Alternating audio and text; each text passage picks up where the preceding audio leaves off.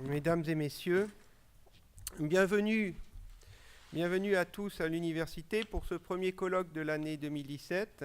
Catherine Ries, la directrice de l'équipe de recherche en droit, économie et gestion, le large, vous en dira plus tout à l'heure sur les détails du colloque que son équipe organise et notamment également sur le cycle de colloques sur l'avenir institutionnel de la Nouvelle-Calédonie, qui est un cycle de 3 colloques un petit peu plus tard dans l'année. Mais aujourd'hui, c'est donc Étienne Cornu qui ouvre la saison avec ce sujet très spécifique au contexte néo-calédonien, l'inclusion du droit coutumier dans le corpus juridique calédonien. L'UNC continue ainsi de suivre sa feuille de route qui est tracée non seulement par le Code de l'éducation et par ses statuts en matière d'enseignement supérieur et de recherche, mais aussi, petite particularité calédonienne, par l'accord de Nouméa. Celui-ci qui, en son article 4.1.1, indique que l'université répond aux besoins de formation et de recherche propres à la Nouvelle-Calédonie. Avec un thème de colloque tel qu'aujourd'hui, mon cher Étienne, il sera difficile de te reprocher de ne pas répondre aux besoins de recherche propres à la Nouvelle-Calédonie. Et dans ce cadre, une nouvelle fois, l'équipe de recherche du large de l'UNC a travaillé sur des thématiques locales et donc en particulier sur les questions de coutume et de son évolution dans le cadre des compétences exercées par la Nouvelle-Calédonie, notamment depuis le 1er juillet 2013 avec le transfert des droits civils et commerciaux. Je laisserai bien évidemment les spécialistes et notamment Étienne Cornu développer, mais je voudrais juste vous dire quelques mots de contextualisation avant que nous n'entrions dans le vif du sujet. En Nouvelle-Calédonie, on trouve un pluralisme juridique. Pour faire simple, il y a les normes de l'État qui s'appliquent à tous et des normes édictées localement par les assemblées de province, par le gouvernement et par le Congrès. Mais en Nouvelle-Calédonie, on trouve également la coutume et au moins, sur un plan juridique, la réalité de cette présence d'un autre système de normes aux côtés des normes supérieures de l'État, a toujours été reconnue, dans le sens où les particularités autochtones ont toujours été prises en compte par les autorités coloniales françaises, ce qui instaurait quasiment dès l'origine de la présence française un bijuridisme en Nouvelle-Calédonie. Avec l'évolution institutionnelle récente et en cours de la Nouvelle-Calédonie, nous nous retrouvons aujourd'hui avec un système juridique qui conjugue plusieurs normes. L'enjeu du colloque sera de comprendre comment ces normes cohabitent et interagissent. En effet, la coutume a son système. Les collectivités locales exercent leurs compétences, le gouvernement de la Nouvelle-Calédonie également, de même que l'État qui exerce ses compétences propres. Et parmi les questions qui seront posées au cours de ce colloque, on se demandera si les compétences exercées localement peuvent intégrer des éléments coutumiers. Et si oui, de quelle manière ? Pour répondre à ces questions, il faut à la fois mieux connaître la coutume et le droit coutumier, mais aussi savoir comment va s'organiser la rencontre entre coutume et droit local. Pour intégrer le droit coutumier dans le droit calédonien, il faut le connaître et disposer d'outils. Plusieurs questions se posent.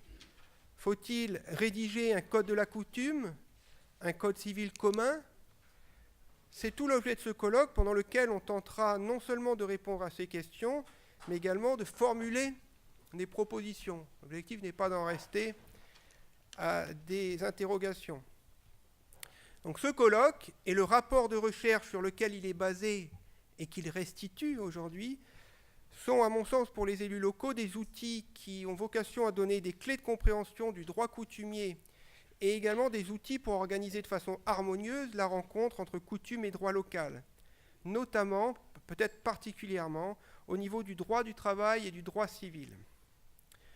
Voici, rapidement exposé, le contexte dans lequel vont se dérouler ces 3 demi-journées de travaux.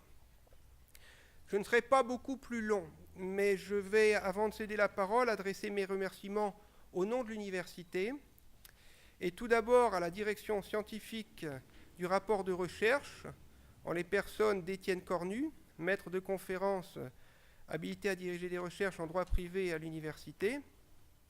Étienne, qui est ici, est également le vice-président de l'université, donc il a un emploi du temps qui est bien rempli entre le pilotage de l'université et ses activités de recherche et d'enseignement.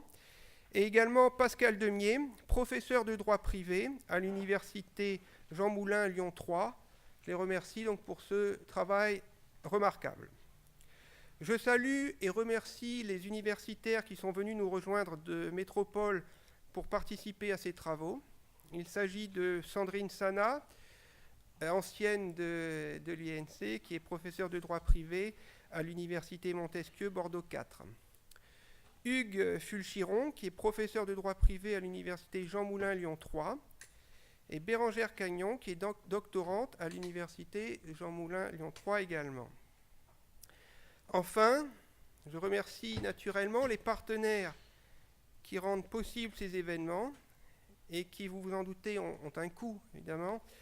Et il s'agit de l'État, à travers le ministère de la Justice, des 3 provinces, Sud, Île et Nord, du Congrès de la Nouvelle-Calédonie, du gouvernement de la Nouvelle-Calédonie, dont j'ai vu arriver la représentante quand je parlais, et donc que je salue, du Sénat coutumier également, de la mission Recherche, Droit et Justice et de la Chambre territoriale des notaires de Nouvelle-Calédonie. Enfin, je remercie toutes les personnes qui se sont déplacées pour assister aux travaux du colloque, donc vous-même, et qui témoignent ainsi leur intérêt pour les travaux de recherche universitaires.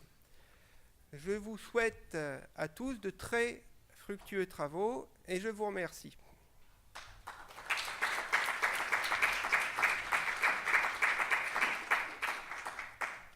Je laisse maintenant la parole à Catherine Ries, directrice du laboratoire Large. Bonjour à tous et merci d'être là. C'est encore une fois un grand honneur et aussi un grand plaisir de voir l'amphi, même s'il n'est pas plein, en tout cas aussi bien fréquenté de personnes d'origine aussi diverses. Je remercie les collègues qui ont participé à ce projet, qui viennent de loin pour certains, comme ceux qui sont ici à Nouméa. Je les félicite pour ces travaux, qui sont des travaux importants qui vont vous être présentés, qui vont être discutés pendant ces 2 journées. J'en félicite bien sûr le responsable, Étienne Cornu, qui mène ce travail depuis maintenant plusieurs années. C'est un projet pluridisciplinaire au sein du Large, donc le laboratoire de recherche juridique et économique, puisqu'il a mêlé des juristes, des économistes qui ont participé à ce projet. Mais au-delà, c'est aussi un projet plurilaboratoire au sein de l'université, puisqu'on a des collègues du CNEP, le Centre des Nouvelles Études sur le Pacifique, et des collègues du LIR, le laboratoire interdisciplinaire de recherche en éducation, qui ont également participé à ce projet. Donc je crois que ce projet répond effectivement, comme l'a rappelé le président, bien aux objectifs que l'accord de Nouméa a fixés pour l'université. On est là exactement dans les thèmes du laboratoire, du Large, d'aider à la construction du pays, à apporter de la connaissance, à apporter du savoir, à apporter aussi des outils qui vont permettre de construire ce pays dans la diversité culturelle qui le compose. Ce colloque-là qui va se tenir sur ces 2 journées est le premier d'une série de 4 colloques qui sont organisés par le laboratoire cette année. On se reverra, j'espère en revoir beaucoup d'entre vous sur les autres événements qui auront lieu et qui, là encore, permettent d'accompagner l'avenir de la Nouvelle-Calédonie. On est très proche de l'échéance de 2018. Des questions importantes se posent en termes d'institutions, en termes de gouvernance, en termes d'avenir économique. Et donc, le Large a pour mission, encore une fois, d'aider le pays à répondre à ces questions, à apporter un éclairage, à apporter des connaissances. Donc, le prochain colloque qui aura lieu dans ce cycle dont a parlé le président des 3 colloques sur l'avenir institutionnel aura lieu au mois de juillet. Et il sera préparé sous la direction de Manuel Tirard, qui est un collègue maître de conférence en droit public. Et il va porter sur la Nouvelle-Calédonie face à la crise des finances publiques. Donc c'est le premier rendez-vous à noter au mois de juillet. On se reverra au mois de septembre, 15 et 16 septembre, pour 2 journées organisées par Samuel Gorouna, qui est un collègue économiste à l'université, sur la question de quelle économie pour la Nouvelle-Calédonie après 2018. Et enfin, on se reverra en novembre, 13 et 14 novembre sans doute, pour 2 journées et demie organisées par Karine David, également collègue maître de conférence en droit public de l'université, sur le jour d'après, quels droits et quelles institutions pour la Nouvelle-Calédonie après 2018. Donc vous voyez que cette année, on est vraiment dans des thèmes qui vont, je l'espère, apporter un éclairage et des connaissances qui seront utiles à la construction du pays. Je vous remercie tous d'être là. Je vous souhaite de très bons travaux. On aura l'occasion de se revoir pendant ces 2 journées et sur les prochains rendez-vous du large cette année.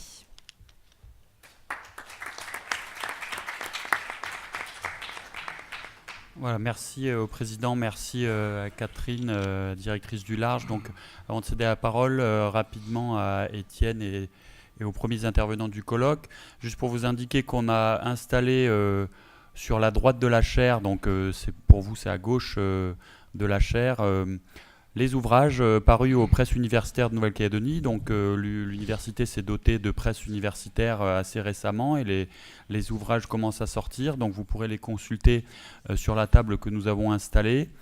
Et aussi vous encourager, si vous êtes intéressé, à consulter régulièrement notre site internet pour avoir les dates des prochains colloques qu'a évoqué notamment donc, Catherine, et peut-être aussi, si vous voulez, vous inscrire à la lettre d'information et sur la page Facebook officielle de l'université. Comme ça, vous aurez toutes les infos sur les prochains événements. Et comme l'a indiqué le président, cette année sera encore riche en événements, en colloques et en conférences. Voilà, merci à tous et je laisse la parole à Étienne Cornu. Merci.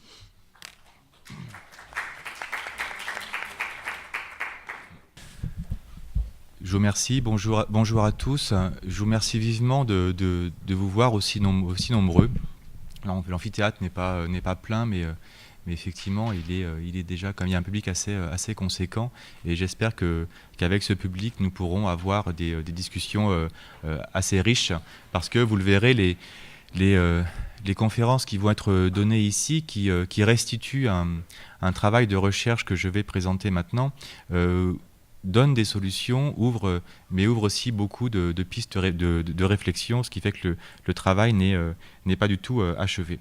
Dans ce premier temps du colloque, je vais en rappeler l'objet, je vais en rappeler le but, pour présenter tout le travail de recherche qui a été mené par une équipe de 23 personnes depuis plus de 2 ans et demi, et ce travail qui a abouti à donc l'édition de ce rapport ici, qui a été mené donc sous ma direction et sous celle de ma collègue Pascal Demier, qui est professeur à Lyon 3. Je vous présenterai également un autre aspect de ce travail, la base de données que nous avons constituée dans le cadre de cette recherche et qui permet de donner une connaissance de tout le matériau sur lequel nous nous sommes basés pour travailler. Alors ce travail, qui a été mené donc depuis 2 ans et demi, est issu d'un appel à projet de la mission de recherche Droit et Justice, donc qui a financé ce travail pendant 2 ans. Appel à projet qui a été diffusé à la fin de l'année 2013 et que mon équipe a remporté. Les objectifs du projet, ils étaient nombreux, évidemment. Je vais essayer de les résumer en 3 points essentiels. Le premier point de ce travail était de dresser un bilan du droit coutumier, entendu ici essentiellement, mais je reviendrai plus tard sur cette définition, entendu ici comme étant l'étude des décisions de justice donc rendues par les juridictions en formation coutumière qui existent en Nouvelle-Calédonie depuis. Elles ont été mises en place à partir du début des années 90, à partir de 1989 pour l'essentiel. Donc il fallait faire ce bilan qui avait déjà été un petit peu fait, notamment via les travaux de Régis Lafargue, mais qui méritait d'être développé et qui ici repose sur un matériau beaucoup plus important. Et cela forme ici la première partie du rapport. Connaître ce droit coutumier permettait ensuite de s'interroger sur la manière dont il pouvait, et dont plus largement la coutume pouvait, s'insérer dans le corpus normatif contemporain de la Nouvelle-Calédonie. Chacun sait que la Nouvelle-Calédonie, ici, dispose d'une compétence normative très importante qui s'est étoffée, évidemment, à partir du 1er juillet 2013 avec le droit civil et le droit commercial. Et donc aujourd'hui, le Congrès se retrouve à devoir édicter des normes de plus en plus complexes. Et donc se pose la question de cette coexistence des normes qui peuvent exister, qui s'appliquent en Nouvelle-Calédonie.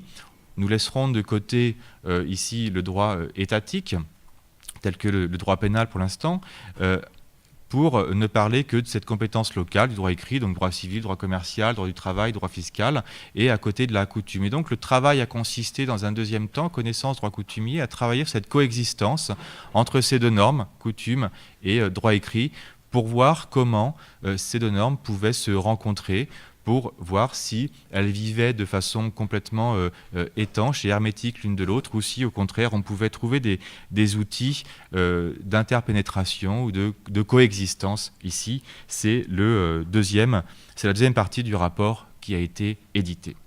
Et donc enfin, le troisième objectif a été de créer une base de données afin de rendre accessible tout ce droit coutumier qui se construit, qui était jusqu'à présent assez peu accessible ici. Enfin, il était difficile en tout cas de trouver cette jurisprudence rendue. La méthodologie de la recherche. Donc, nous avons formé une équipe pluridisciplinaire, certes, mais quand même essentiellement marquée par le droit privé. C'était un parti pris parce il nous a semblé qu'il y avait tout ce travail de bilan du droit coutumier qui n'avait pas encore été assez fait vu sous le prisme du droit privé. Donc c'est un parti que nous avons pris, mais évidemment il y a également des juristes publicistes, il y a un économiste, des anthropologues et sociologues, parce qu'il fallait bien mesurer cette coutume judiciaire qui se construisait par rapport à la coutume vivante qui se vit au quotidien. Anthropologues et aussi évidemment des praticiens. L'idée a été d'allier la compétence d'universitaire, compétence théorique, mais aussi la compétence de praticiens qui vivaient au quotidien ici. Et à ce titre, plusieurs magistrats en charge des juridictions en formation coutumière ont participé au projet, ainsi que le chef de la réglementation des affaires coutumières auprès de la DGRAC.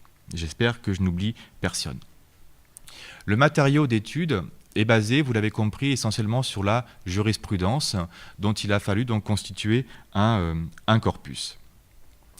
Un axe de réflexion a été pris d'essayer de regarder les deux droits un petit peu en parallèle. Pour comprendre le droit coutumier qui se construisait, nous avons aussi regardé la manière dont réglait les situations le droit écrit, dont le droit écrit réglait les situations. Le but n'était pas forcément de faire une comparaison pour hiérarchiser, comme souvent c'est le cas. Le but, c'était de comprendre comment la coutume pouvait aborder des solutions nouvelles dans l'idée que on pouvait trouver certains points communs ou au contraire des différences entre ces façons d'aborder les questions, à la fois par le droit écrit, mais également par le droit coutumier. Au début de la recherche, et ça nous a guidés tout au long, je crois, il y a des prudences méthodologiques que nous avons évidemment adoptées. Prudence par rapport aux matériaux étudiés et prudence par rapport à qui regardait ce matériau. Les décisions ont été analysées par des juristes et non par des anthropologues, même si, comme je l'ai dit, il y avait des anthropologues et sociologues dans l'équipe ici. L'étude, donc, ne prétend pas observer la coutume kanak, mais le droit coutumier kanak, entendu comme la coutume telle qu'elle est appliquée par les décisions de justice rendues par les formations coutumières. Et encore pas toutes, uniquement les décisions que nous avons pu récolter et qui sont recensées dans la base. J'y reviendrai plus tard, ici. Dès lors, les principes qui se dégagent de cette jurisprudence, qui sont rappelés grâce au savoir des assesseurs coutumiers et aux connaissances propres du magistrat professionnel, sont évidemment très riches, mais ne sont que ce que pensent les assesseurs avec le juge de ce qu'est la coutume, ici. Il y a donc, et on y reviendra assez souvent, une différence qu'il faut bien avoir à l'esprit entre la coutume, ce qu'elle est exactement, et le droit coutumier qui, lui, est issu d'une interprétation de la coutume vue par le prisme judiciaire. Ce droit coutumier aussi, deuxième limite méthodologique, le droit coutumier que nous avons adopté est donc issu de décisions rendues par la justice. On est donc sous le prisme du contentieux, ici. Il y a toujours également, mais ça c'est pas propre à la coutume, c'est toujours propre au droit en général, il y a toujours une petite différence entre le droit tel qu'il est issu des textes, des codes, et le droit tel qu'il ressort interprété via la justice, le droit qui sort du prétoire. Il y a toujours un écart ici, et donc le droit coutumier tel qu'il est issu de la juridiction, tel qu'il est issu de la jurisprudence, n'est pas toujours exactement le reflet de la source qu'il a amené ici. Il y a encore également, comme c'est toujours une limite, une part de subjectivité dans l'observation. Ces décisions de justice ont été observées par des enseignants-chercheurs qui ont essayé de le faire de la façon la plus objective possible, mais évidemment, il y a toujours une part insoluble de subjectivité. Il y a aussi un aspect assez particulier à la recherche, comme je l'ai dit, des magistrats en charge des juridictions en formation coutumière ont participé à la recherche, donc je pense notamment à Daniel Rodriguez, également à Éric Durafour et évidemment au regretté Régis Lafargue, et donc des personnes qui étaient à la fois acteurs et observateurs de leur propre jurisprudence. Donc c'est un biais méthodologique qu'il a fallu également dire et assumer. Un autre biais consiste toujours à analyser cette décision de justice. Les décisions de justice rendues en formation coutumière donc, le sont par des juridictions de l'État, mais qui sont dans une configuration que l'on dit coutumière. Il ne s'agit pas de juridiction coutumière en tant que telle. Il n'y a a priori pas grand-chose de coutumier dans une juridiction qui statue en formation coutumière. On le sait, la juridiction qui statue en formation coutumière, c'est une juridiction composée d'un ou plusieurs juges professionnels assistés par des assesseurs coutumiers qui sont censés transmettre aux juges la parole coutumière telle qu'elle va s'appliquer dans le litige qui y est soumis. Le juge professionnel, généralement, quand il est en poste et qu'il arrive sur ce type de formation, n'a a priori jamais été formé à la coutume. Il est donc amené, dès lors qu'il est affecté en Nouvelle-Calédonie, il est donc amené à connaître et à appréhender ce droit particulier qui, de surcroît, est oral. D'où cette présence des assesseurs coutumiers qui permet d'instaurer entre ce juge professionnel et le monde coutumier, via les assesseurs, un dialogue qui permet de trouver une solution. Mais donc ces juridictions n'ont rien de coutumier en tant que tel au sens propre du terme. Ça a pu soulever parfois quelques inquiétudes, notamment lors d'un atelier juridique organisé par le Sénat coutumier à Paris, je crois que c'était à la fin de l'année 2014, si je me souviens bien. Eh bien, un sénateur s'inquiétait, je cite, de ce droit coutumier, de ce droit kanak qui se construit en dehors de nous, ici. C'est-à-dire ce droit kanak qui se fait sans les autorités coutumières. Il y a une part de vérité, évidemment, dans cette affirmation, puisque les assesseurs coutumiers ne sont pas en soi des coutumiers, ils sont choisis selon d'autres critères, même s'ils sont de ce statut. Néanmoins, dans le processus de désignation des assesseurs, ils proviennent, en tout cas en principe, d'une liste donnée par les aires coutumières. Il y a donc, on le voit, potentiellement il peut y avoir un petit problème de légitimité parfois à considérer que les décisions de justice rendues par la juridiction de formation coutumière reflètent exactement la coutume. Mais en tout cas, ça doit s'en rapprocher ici. Cette juridiction coutumière fonctionne essentiellement sur le dialogue.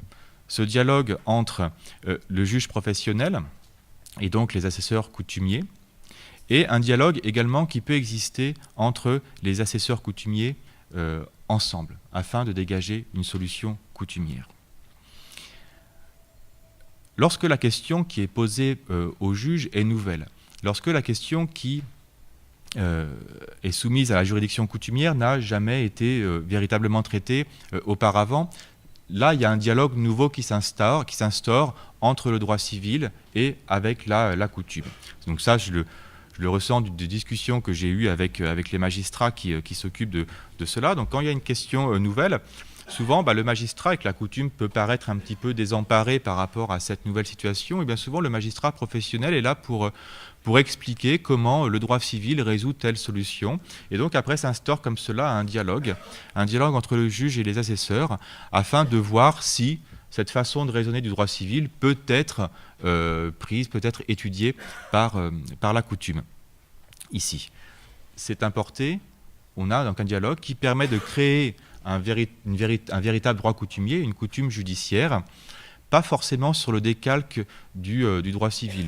On le verra avec les interventions, notamment de ce matin sur le mariage, sur la filiation, sur les intérêts civils, que ce décalque ne se fait pas de façon automatique. Et on arrive in fine, dans les décisions qui sont prises, certes parfois à des ressemblances entre le droit civil et le droit coutumier, mais toutes les décisions, on le voit, on le lit, on le sent, sont appréhendées sous l'angle coutumier. En ce sens que si une solution civile ne convainc pas, ne peut pas être intégrée, ne correspond pas aux valeurs coutumières, elle sera forcément rejetée. Il y a des exemples de cela en matière familiale et également en matière d'intérêt civil et bien d'autres encore.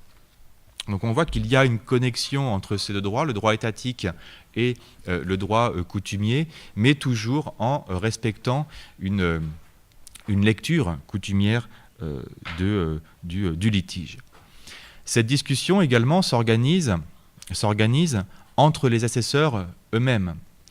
Les assesseurs sont toujours en nombre au moins pair, là, au sein des juridictions. En première instance, le plus souvent, nous aurons un juge professionnel et 2 assesseurs coutumiers, donc on voit déjà qu'ils sont en majorité, en principe, en première instance. Au niveau de la cour d'appel, il y a le plus souvent 3 conseillers de cour d'appel et 2 assesseurs coutumiers. Les assesseurs coutumiers donc, sont en nombre pair et sont censés représenter l'aire des parties.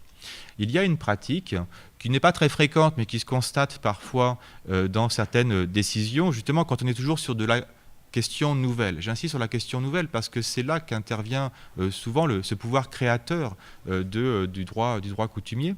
Donc quand il y a une question nouvelle, il arrive parfois que le président de la juridiction, le juge professionnel, convie non pas 2 assesseurs coutumiers, c'est-à-dire un par aire de chacune des parties, mais d'autres assesseurs coutumiers, un peu plus, 4 par exemple, d'autres aires, afin d'instaurer une discussion entre assesseurs coutumiers et donc dans la coutume, ici.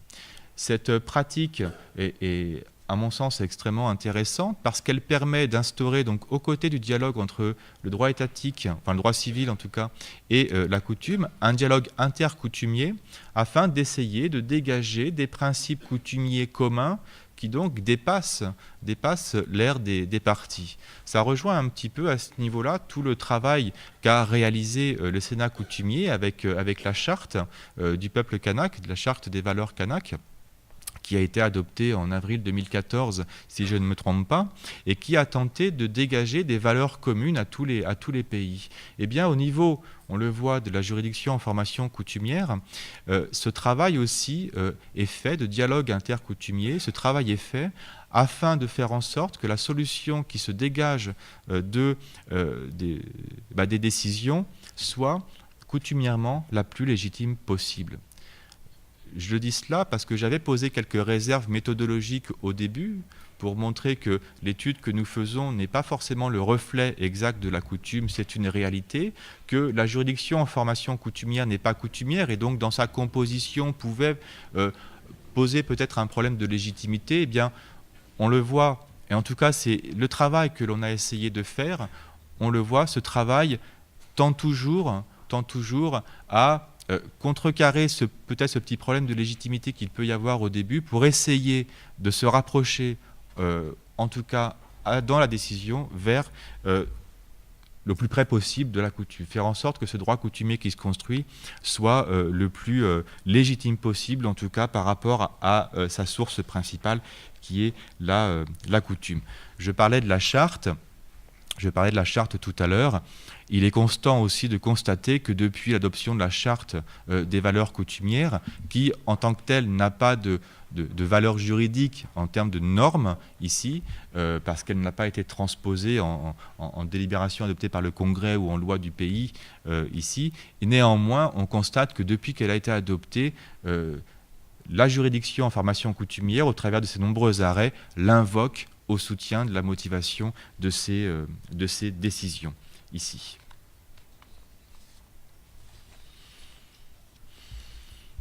Dans ce discours introductif, j'ai plusieurs fois fait la différence entre la coutume et le droit coutumier. Il faut effectivement bien comprendre cette différence-là. La coutume, donc dans le rapport, nous avons adopté une terminologie juridique qui distingue 3 éléments qu'on appelle la coutume, le droit coutumier et le droit de la coutume. La coutume, c'est la coutume vivante, c'est la coutume qui appartient au coutumier, c'est le geste que nous avons fait avant de rentrer. Le sénat coutumier, c'est celle qui est orale. Le sénat coutumier, dans sa charte d'ailleurs, la définit par rapport à l'oralité. Et dans la charte, toujours, le sénat définit la coutume, je cite, ce sont les pratiques coutumières, principes et procédures et modalités dont la vocation est de se perpétuer et d'être reformulée en permanence avec comme point d'ancrage la charte du peuple kanak. La coutume, c'est des relations personnelles, interpersonnelles, claniques, interclaniques, ce sont des gestes du quotidien qui sont orales et qui dépassent le cadre strict de la coutume telle qu'elle est entendue par la loi. Le droit de la coutume, on peut le définir comme un ensemble de règles de pouvoir, ce que nous appelons un ensemble de règles de pouvoir et de répartition des normes dites secondaires, ici, qu'on nomme comme cela en théorie générale du droit. Ces normes n'apportent pas de réponse au fond, il ne s'agit pas de normes substantielles qui nous disent comment, concrètement, matériellement, tel problème doit être réglé. Ce sont des règles qui ont pour fonction de dire dans quel cas la coutume doit s'appliquer, dans quel cas les usages coutumiers doivent s'appliquer et comment ils doivent s'appliquer. À ce titre, relève par exemple l'article 7 de la loi organique qui nous dit que la coutume s'applique en matière de droit civil aux personnes de statut civil coutumier. On le voit ici, il n'y a aucune réponse qui est donnée pour savoir si on peut ou pas, par exemple, se marier ou divorcer. Simplement, ça nous indique la norme que l'on va devoir consulter pour cela. La loi du pays sur les actes coutumiers de 2007 ou la délibération du 3 avril 1967 relève également, en tout cas pour grande partie, de cette catégorie, parce que ça ne donne pas de solution au fond. Le droit coutumier, enfin, c'est un droit qui, lui, apporte une réponse concrète à des solutions. On est donc en présence de normes dites primaires, matérielles. La source principale du droit coutumier réside évidemment dans la coutume, dans les usages, et son expression principale résulte aujourd'hui, même si ce n'est pas définitif, et j'y reviendrai, résulte essentiellement dans cette coutume judiciaire telle que l'a appelée Régis Lafargue, ça veut dire toutes les décisions de justice rendues par les juridictions en formation coutumière. Mais là n'est pas la seule expression du droit coutumier, et aujourd'hui, de plus en plus de normes, en tout cas pour l'instant à l'état de projet, se construisent et qui peuvent être interprétées comme du droit coutumier. Par exemple, le projet de loi de pays sur les successions coutumières qui, pour certains de ces aspects, mais pas tous, peuvent relever du droit coutumier parce qu'il va apporter quelques solutions concrètes, disant par exemple qu'une personne ne peut pas être déshéritée. C'est une solution matérielle, cela, c'est imposer une règle, ici, par exemple. Alors, les résultats, rapidement, et puis après je vous montrerai le site. Donc le résultat de cette recherche, donc c'est un rapport de recherche qui comprend 23 contributions rédigé par 23 auteurs, 550 pages, donc il y a de quoi lire. Évidemment, le colloque d'aujourd'hui tend à restituer certains de ces résultats. Toutes les contributions ne seront pas restituées parce que tous les membres de la recherche n'ont pas pu évidemment venir ici, mais ce rapport est d'ores et déjà public et diffusé en ligne, et j'espère qu'il pourra être publié d'ici à la fin de l'année. Les contributions rassemblées ici intéresseront un public assez large. Les chercheurs, évidemment, je l'ai dit en préambule, parce que ce rapport apporte une connaissance assez importante ici maintenant de la jurisprudence en matière coutumière, apporte des solutions, mais ouvre également de nombreuses pistes de réflexion. Et donc, il y a encore énormément de questions à creuser. Rien n'est fermé, tout est ouvert. Ce rapport intéressera également les praticiens, magistrats, avocats, notaires, notamment via le bilan qui est fait du droit coutumier, en apportant une synthèse expliquée de manière objective de la jurisprudence rendue depuis, sur certaines questions en tout cas, parfois presque 30 ans, ici. Le législateur également, autant étatique que calédonien, trouvera aussi des réponses, notamment dans cette construction, je parle surtout du législateur calédonien, de cette construction des lois de pays relatives au statut civil coutumier, au régime des terres coutumières par exemple, dans le travail qui est fait actuellement sur les successions coutumières, dans le travail qui est fait aussi sur la réforme de la loi de pays sur les actes coutumiers, ou encore sur le projet de loi de pays sur les savoirs traditionnels. Ce sont 3 projets en cours. Eh bien, c'est une manière aussi pour le Congrès, pour les assemblées de province, d'appréhender le phénomène coutumier, de le connaître, pour voir comment, lorsqu'ils adoptent des règles, lorsque ce législateur adopte des règles, voir comment il peut prendre en compte, dans le domaine réservé à la coutume, mais également dans d'autres domaines, c'est une question que l'on va aborder ici, comment prendre en compte cette coutume. Il intéressera enfin les institutions et les autorités coutumières, mais justement pour répondre à cette inquiétude d'un sénateur, de ceux qui s'inquiétaient de ce droit canal qui se construisait sans eux. Et bien, grâce à cette recherche, grâce à la base de données que je vais vous présenter juste après, eh bien, ça permettra aux autorités coutumières de voir justement comment ce droit coutumier se construit, et donc de pouvoir y réagir ici, pour voir si on ne s'écarte point trop de la coutume. Donc, je vais vous présenter la base de données que nous avons aussi créée dans le cadre de cette recherche. Cette base a été créée au début pour nous permettre d'échanger, parce qu'il y avait des chercheurs qui étaient ici et puis d'autres en métropole, donc il fallait pouvoir échanger. Mais elle a été créée en fait dans un but ensuite de pouvoir permettre la diffusion du droit coutumier à un public un petit peu plus large et intéressé. Le contenu de cette base qui va bientôt apparaître, c'est plus de 600 décisions de justice. Plus de 600 décisions de justice qui ont été rendues entre 1983 et 2016, ici, qui sont toutes installées sur cette base. Pour constituer ce corpus très important, qui n'est pas complet mais qui est très important, je tenais particulièrement à remercier le Palais de Justice et ses présidents de juridiction, le premier président, M. Drac, le président du TPI, M. Marcelin, et également donc, les magistrats en charge des juridictions coutumières, Daniel Rodriguez, Pierre Frézet, Éric Durafour et bien entendu Régis Lafargue. Je voulais remercier également la directrice du greffe, Mme Le Guerne, et également mes petites mains qui ont permis de construire ce site, c'est-à-dire de lire et d'anonymiser toutes les décisions de justice, parfois de les prendre en photo, de les scanner, de les réécrire, etc. J'ai eu 2 aides très précieuses, dans la personne de Margot Oflaville, qui est ici présente, qui me fait le plaisir de venir ici, et Ebenezer Sokimi, qui est un ancien étudiant et qui est actuellement à Paris en master. Et c'était un très très lourd travail, parce qu'évidemment toutes les décisions qui sont sur ce site sont toutes anonymisées.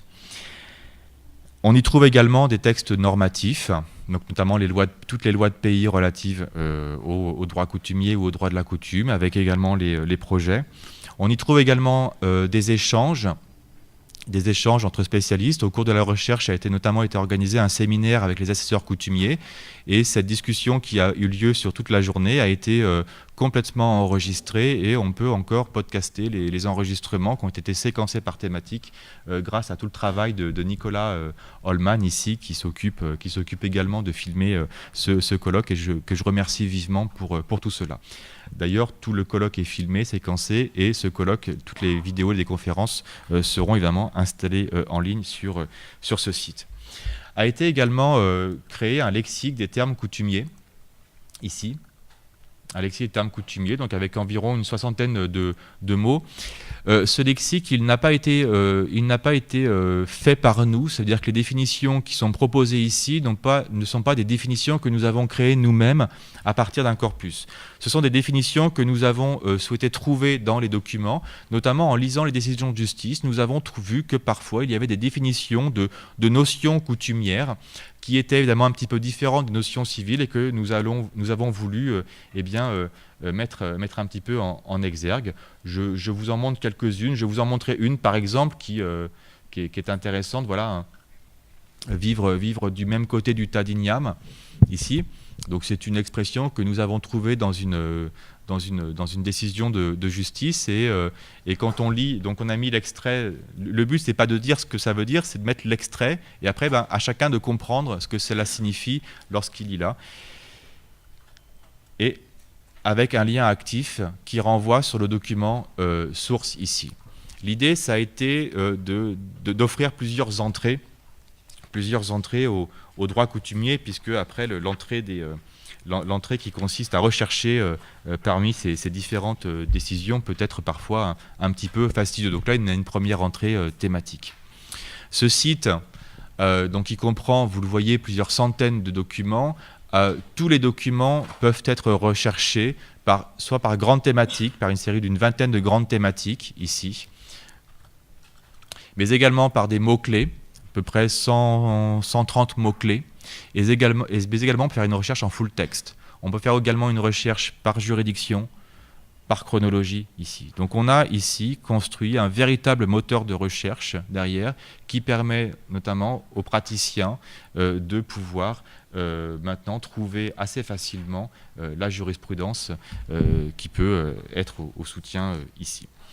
J'en ai terminé cette présentation. Je voulais simplement, donc, pour finir sur cette présentation du recherche, et avant de laisser la parole aux premiers intervenants sur le fond, remercier tous les membres de l'équipe de ce recherche qui ont, parfois, contre vents et marées, sont allés jusqu'au bout ici de ce travail. Je sais que c'était difficile. La thématique est difficile parce que travailler sur le droit coutumier, c'est travailler sur un objet qui est souvent différent de celui sur lequel on travaille d'habitude. On n'est pas toujours habitué. Donc merci à eux. Merci également à Pascal Demier qui a co-dirigé avec moi ce travail. Remerciements à la mission de recherche Droit et Justice qui nous a fait confiance en retenant via l'appel à projet ce rapport et qui donc a financé en très très grande partie ce rapport de recherche. Merci également à la province Nord qui dès le début a soutenu financièrement ce projet et également à l'Université de la Nouvelle-Calédonie qui a également soutenu ici. Et donc je nous souhaite un très bon colloque, évidemment riche en discussions. Merci.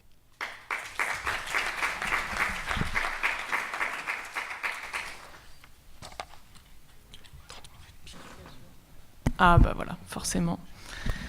Bonjour. Alors il y a 2 ans et demi, quand j'ai demandé à Pascal Demier si je pouvais participer à ce projet sur la coutume kanak, elle m'avait mise en garde, elle m'avait dit « Ce qui doit vous motiver, c'est l'amour des sources du droit et en aucun cas vous ne pouvez espérer un voyage en Nouvelle-Calédonie, ça n'arrivera pas. » Et je lui avais répondu « Il n'y a aucun problème, de toute façon j'ai une peur panique de l'avion. » Résultat, 2 ans et demi plus tard, me voici. Donc, je voudrais remercier pour ça Étienne Cornu qui a eu la gentillesse de m'inviter, Pascal Demier, évidemment, qui a dirigé l'équipe lyonnaise. Ça m'a permis non seulement d'avoir le plaisir d'être ici aujourd'hui pour présenter mes travaux, mais également de rencontrer la Nouvelle-Calédonie, d'aller un peu plus au contact des Kanaks et de percevoir un peu mieux peut-être ce que peut être la coutume. Donc merci donc à vous deux et merci aussi évidemment à toutes les personnes qui ont matériellement participé à l'organisation de ce colloque, qui l'ont rendu aujourd'hui possible. Alors je me suis intéressée pour ma part au mariage Donc le mariage tel qu'il est, une fois qu'il est fait, mais pas à sa dissolution, ça a fait l'objet d'une contribution spécifique par un de mes collègues de l'équipe lyonnaise. Donc ce qui m'intéresse ici, c'est vraiment uniquement le mariage en lui-même, une fois qu'il est formé, et forcément, si ça se retrouve devant le juge, le mariage qui a quelques problèmes. Donc c'est ça qui m'a intéressée. J'ai eu pour cela 22 décisions de première instance et d'appel. Alors, est-ce que c'est, par rapport à certains de mes collègues, ça n'était pas beaucoup. Est-ce parce que finalement, quand il y a des problèmes, on va plutôt devant le juge pour divorcer? Je ne sais pas. En tout cas, ces décisions ont été très très riches d'enseignements et je m'en vais donc vous les restituer aujourd'hui. Alors, je vais premièrement vous relater un premier enseignement qui était donc le champ d'application de la coutume kanak. À quel moment est-ce que dans un mariage est soumis à la coutume kanak? Et deuxièmement, nous verrons plus exactement le contenu de cette coutume. Alors, comme l'a précisé Étienne, ça n'est pas la coutume, c'est plutôt le droit coutumier, la coutume telle qu'elle est restituée par les juges, par les juridictions coutumières. Alors, sur le champ d'application, sur les critères d'application de la coutume kanak, quand est-ce qu'on doit appliquer donc la coutume en matière de mariage?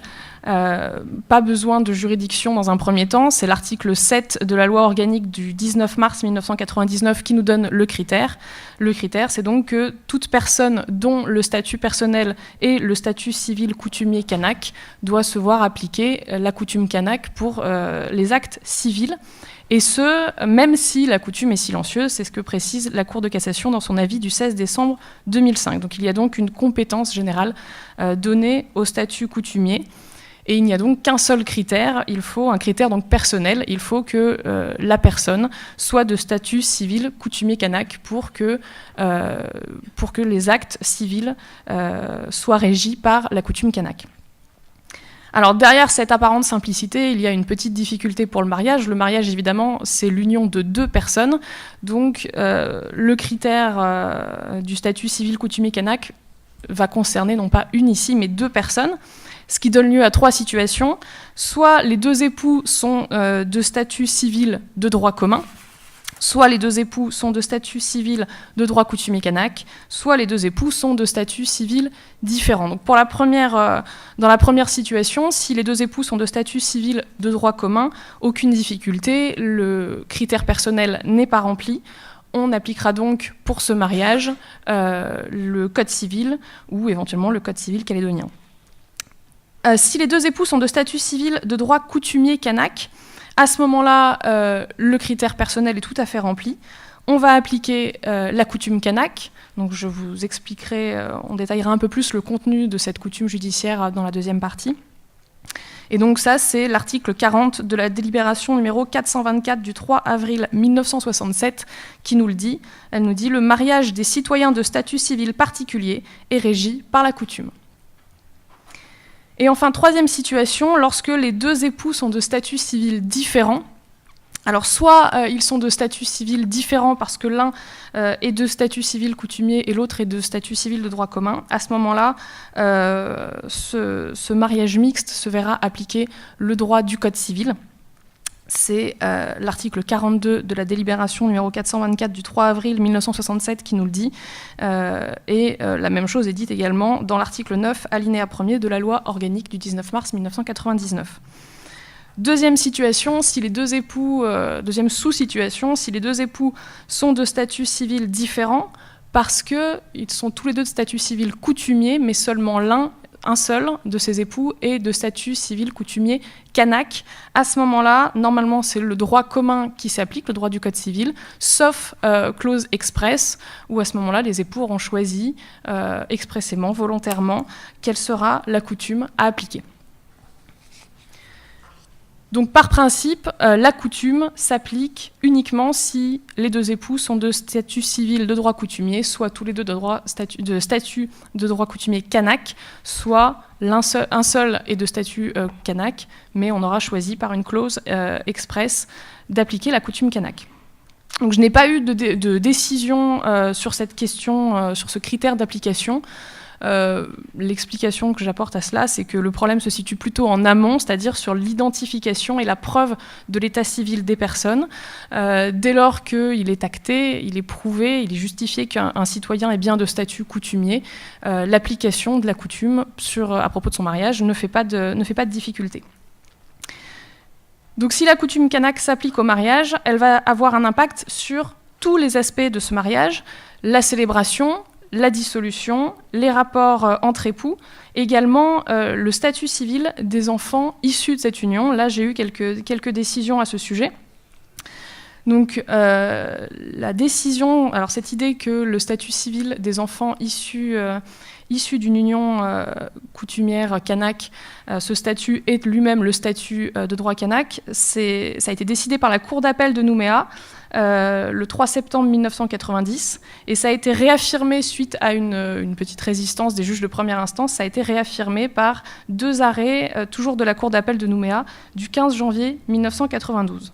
Donc en théorie, la plupart des décisions que j'ai pu étudier appliquent désormais ceci sans difficulté, à l'exception d'une seule décision, Cour d'appel de Nouméa, 11 mars 2013, qui est la seule décision que j'ai pu étudier, et en vertu de laquelle le statut civil des enfants issus d'une union soumise à la coutume kanak, ce statut civil n'était pas lui-même soumis à la coutume kanak. Alors je n'ai pas pu avoir d'explication, je ne sais pas si, suite à cette décision de 2013, cette idée est remise en cause.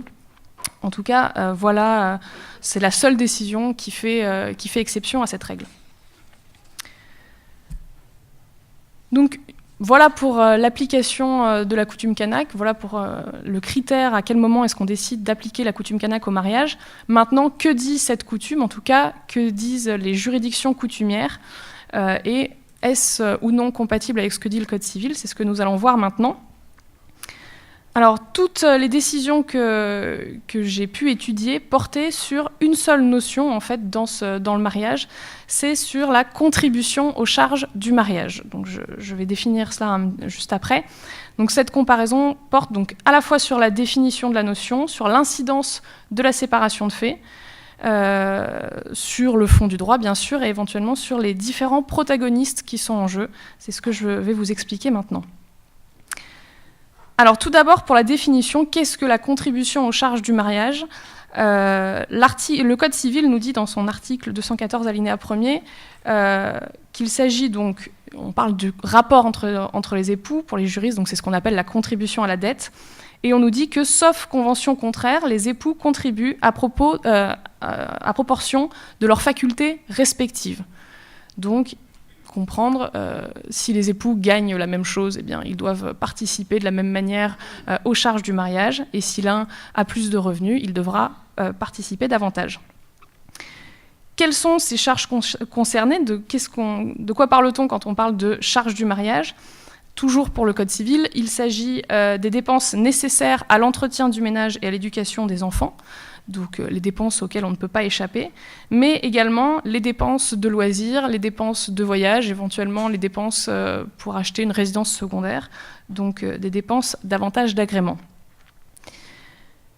Les décisions que j'ai étudiées relatent une notion assez similaire, notamment l'arrêt de la Cour d'appel de Nouméa du 12 juin 2013 nous dit qu'il s'agit des charges et dépenses courantes de l'entretien de la maisonnée, notamment le paiement du loyer, et les subsides pour les enfants à charge. Donc, on retrouve cette idée de dépenses nécessaires à l'entretien du ménage et à l'éducation des enfants. Par contre, on ne sait pas, je n'ai pas trouvé de décision qui pouvait me permettre de savoir si les dépenses qui sont davantage des dépenses d'agrément font partie de la contribution aux charges du mariage au sens du droit coutumier. Donc ça reste une question en suspens, mais en tout cas, dans ce que j'ai pu en lire, la définition que retient le droit coutumier est sensiblement la même que celle du Code civil. Donc il y a tout à fait une grande compatibilité entre les deux droits à ce niveau-là. Deuxième point qui posait difficulté, c'est l'incidence de la séparation de fait. Que se passe-t-il si les époux ne résident plus ensemble, ne vivent plus ensemble sous le même toit? Est-ce qu'ils doivent toujours contribuer à ces fameuses charges du mariage? Alors, le droit commun est très clair à ce sujet, notamment 2 arrêts de la Cour de cassation, première chambre civile, 18 décembre 1978 et 1er juillet 1980. Ces 2 arrêts nous expliquent clairement qu'il n'y a aucune incidence. Si les époux résident séparément, le mariage existe toujours, donc les époux doivent toujours contribuer aux charges de ce mariage qui est toujours d'actualité. Pour la coutume, en tout cas la coutume à nouveau telle qu'elle est relatée par les juridictions coutumières, a priori aucune incidence non plus. On ne dit pas si les époux sont séparés, ça n'empêche pas à l'un de demander la contribution aux charges du mariage à l'autre, sauf dans 2 décisions. La première, c'est une décision du tribunal de première instance de Nouméa du 30 août 1999, dans laquelle il est dit: le tribunal, dans son actuelle composition, remarque que, d'un point de vue coutumier, pour contraindre l'époux à soutenir financièrement l'épouse, il faudrait qu'ils résident ensemble, étant rappelé cependant qu'il n'existe pas d'opposition sur le principe de l'aide du mari à sa famille. Donc cette première décision tend à nous faire penser que pour les juges, il faut qu'il y ait cohabitation effective pour pouvoir statuer sur la contribution aux charges du mariage. D'ailleurs, la solution de cette décision, ça a été de surseoir à statuer dans l'attente d'une concertation interclanique. Donc les juges n'ont pas voulu se prononcer. Deuxième décision, tribunal de première instance de Nouméa, 6 décembre 2010, où on nous dit cette fois-ci « Le mariage coutumier impose la vie commune des époux et la prise en charge des enfants. En conséquence, tant que les époux sont mariés, le tribunal n'a pas vocation à statuer sur une quelconque demande tendant à confier l'enfant à l'un des époux, etc. etc. » Donc, à nouveau, on nous explique que les époux, tant que les époux sont mariés, eh bien, il est difficile de statuer sur une contribution aux charges du mariage. Donc, dans cette situation-là, la solution a été de dire que la demande était irrecevable. Alors, pourquoi est-ce que j'ai eu ces 2 décisions qui allaient à l'encontre de toutes les autres, ces 2 décisions donc, qui disent que s'il n'y a pas cohabitation effective, il n'est pas possible de statuer sur la contribution aux charges du mariage? Eh bien, malheureusement, je n'ai aucune explication satisfaisante à donner aujourd'hui. Peut-être que si quelqu'un l'a dans la salle, je suis tout à fait preneuse.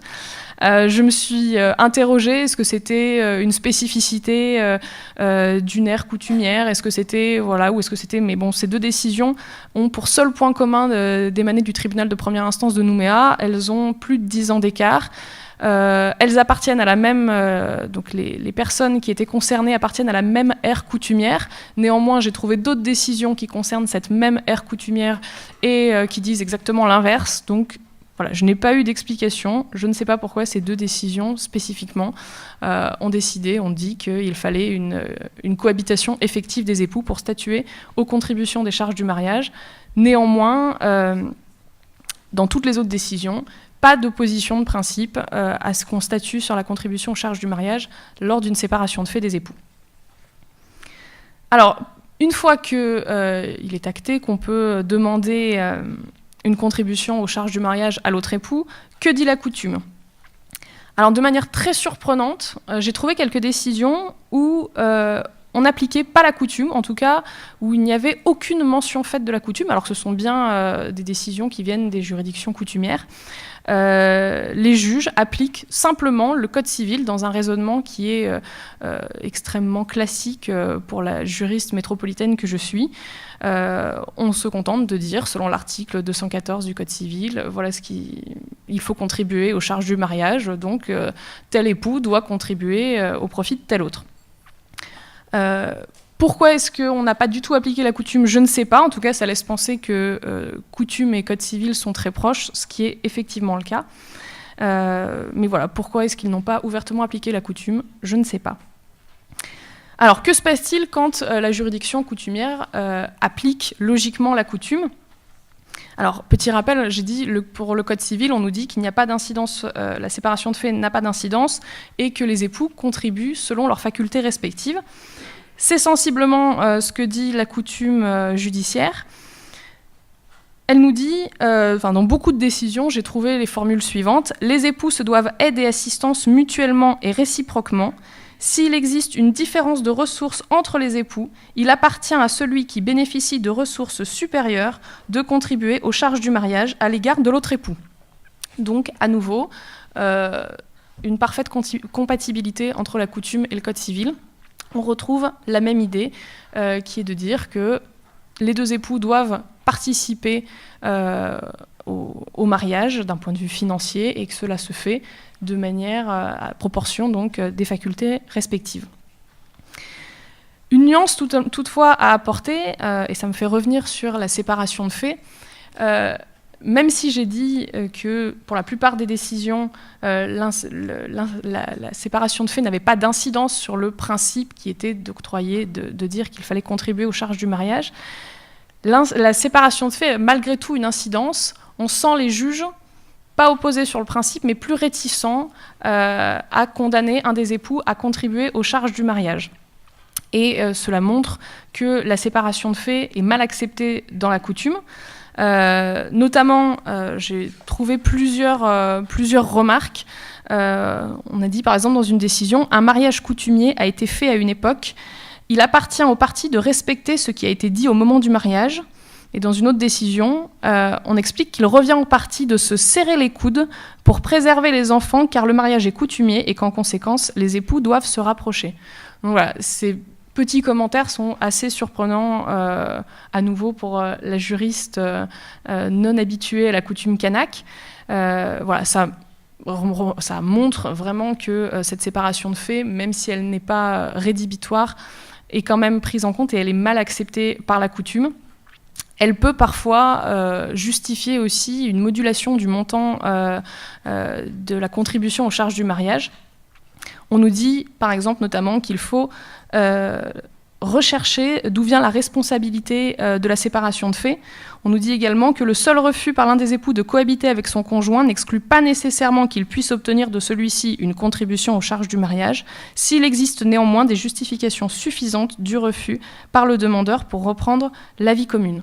Donc, dans cette décision que je viens de vous citer, les juges ont bien décidé qu'il fallait que l'autre époux contribue aux charges du mariage, mais ils ont modulé le montant. Le montant de la somme allouée a été moins important parce qu'on estimait qu'il n'y avait peut-être pas des raisons suffisantes pour maintenir la séparation de faits. Donc, à nouveau, code civil et coutume sont compatibles, même si la coutume fait plus attention à la séparation de faits, puisque dans le code civil, cette séparation de faits peut également être prise en compte, mais elle l'est de manière beaucoup moins importante. Enfin, un dernier point sur les différents protagonistes concernés par cette contribution aux charges du mariage. Alors, ça peut paraître surprenant au regard du droit commun, puisque, selon le Code civil, seuls les époux sont concernés. Le mariage est l'union d'un homme et d'une femme, ou de deux hommes ou de deux femmes, donc, mais en tout cas de deux personnes. Seules ces deux personnes sont concernées par la contribution aux charges du mariage, et le Code civil ne fait aucune différence entre l'homme et la femme. Et c'est là où j'ai trouvé le plus de différence entre le droit commun et le droit coutumier, puisque tout d'abord, le rôle de l'homme est beaucoup plus important, en tout cas de ce que j'ai pu en lire dans les décisions, dans la coutume judiciaire. On nous dit par exemple dans l'arrêt de la Cour d'appel de Nouméa du 12 juin 2013 qu'il existe pour l'homme une obligation d'entretenir la femme. Donc cette décision laisse penser, la formulation employée par les juges laisse penser que finalement la contribution aux charges du mariage serait presque l'apanage exclusif de l'homme. Je n'ai pas trouvé de décision disant ouvertement seul l'homme doit contribuer aux charges du mariage, mais je n'ai pas trouvé non plus de décision où on demandait à une femme de contribuer aux charges du mariage. Alors, à nouveau, c'est une question qui reste en suspens. En tout cas, ce qu'il y a de sûr, c'est que ça correspond à une réalité sociologique, puisque dans toutes les décisions que j'ai étudiées, l'homme avait les meilleurs revenus, voire était le seul qui avait des revenus. Donc, si le Code civil a potentiellement un raisonnement différent, puisqu'à nouveau, il n'y a pas de différence faite entre l'homme et la femme, en tout cas, le résultat auquel il aboutirait serait le même, puisque, à nouveau, ça correspond à une réalité sociologique qui est que l'homme, dans les décisions étudiées, l'époux, avait les meilleurs revenus, donc il est logique, et d'un point de vue coutumier et d'un point de vue du droit commun, que ce soit lui qui contribue le plus aux charges du mariage. Deuxième point où, à nouveau, il y a une spécificité de la coutume, c'est sur le rôle du clan. Alors évidemment, il ne risque pas d'y avoir un quelconque rôle du clan dans le Code civil, puisque le Code civil ne parle pas du tout de clan. C'est une spécificité évidemment kanak. Alors ce rôle du clan, il se lit notamment à travers 2 décisions. La première, donc, c'est celle du tribunal de première instance de Nouméa du 30 août 1999, que j'ai déjà citée, qui donc sursoit à statuer le temps que les clans se consultent. Les juges disent clairement que dans cette situation, c'est au clan de se prononcer, que les juges finalement, ils ne disent pas qu'ils n'ont rien à dire, mais ils laissent d'une certaine manière la priorité au clan. Et deuxième décision, tribunal de première instance de Nouméa, 16 mai 2011, le tribunal dit que quand il y a des problèmes de cette nature, il faut que le chef du clan intervienne. Donc cette fois-ci, dans cette deuxième décision, ça n'a pas empêché les juges de statuer.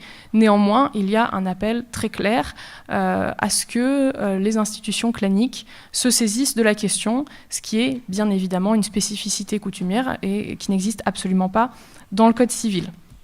Néanmoins, ça ne rend pas du tout la coutume incompatible avec le Code civil. Alors, que faut-il penser de la contribution aux charges du mariage ? Eh bien, je pense que la meilleure conclusion revient à la Cour d'appel de Nouméa, toujours dans son arrêt du 12 juin 2013, puisqu'elle nous dit « Si la demande de contribution des enfants peut s'apparenter de par sa fonction à la notion de contribution aux charges du mariage que connaît le droit civil, elle doit s'apprécier en considération des obligations coutumières, incluant les solidarités familiales et en fonction des ressources respectives des parties. » Donc, en conclusion, ce que nous dit la Cour d'appel de Nouméa, c'est donc bien qu'il existe que la notion de contribution aux charges du mariage telle que vue par le Code civil et telle que vue par la coutume kanak sont des notions qui sont tout à fait compatibles, malgré quelques spécificités tout à fait logiques propres à la coutume kanak.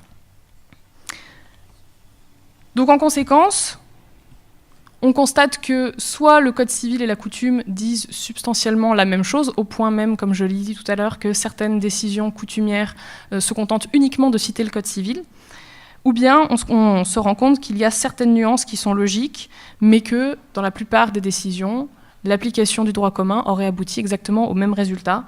Donc à propos du mariage, en tout cas, le droit civil et le droit coutumier sont tout à fait compatible de ce que j'ai pu, en tout cas, étudier dans les décisions qui m'ont été soumises. Je vous remercie.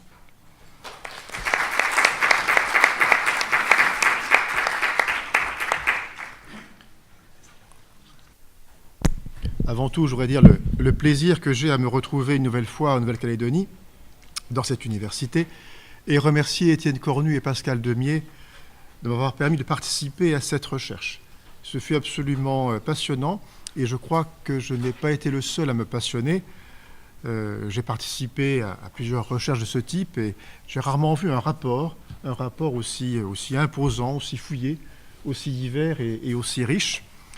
Alors c'est bien sûr le thème de la recherche qui explique ce résultat assez exceptionnel, je le répète, mais c'est aussi la façon particulièrement intelligente et dynamique dont elle a été dirigée. Donc un grand merci à Étienne et à Pascal.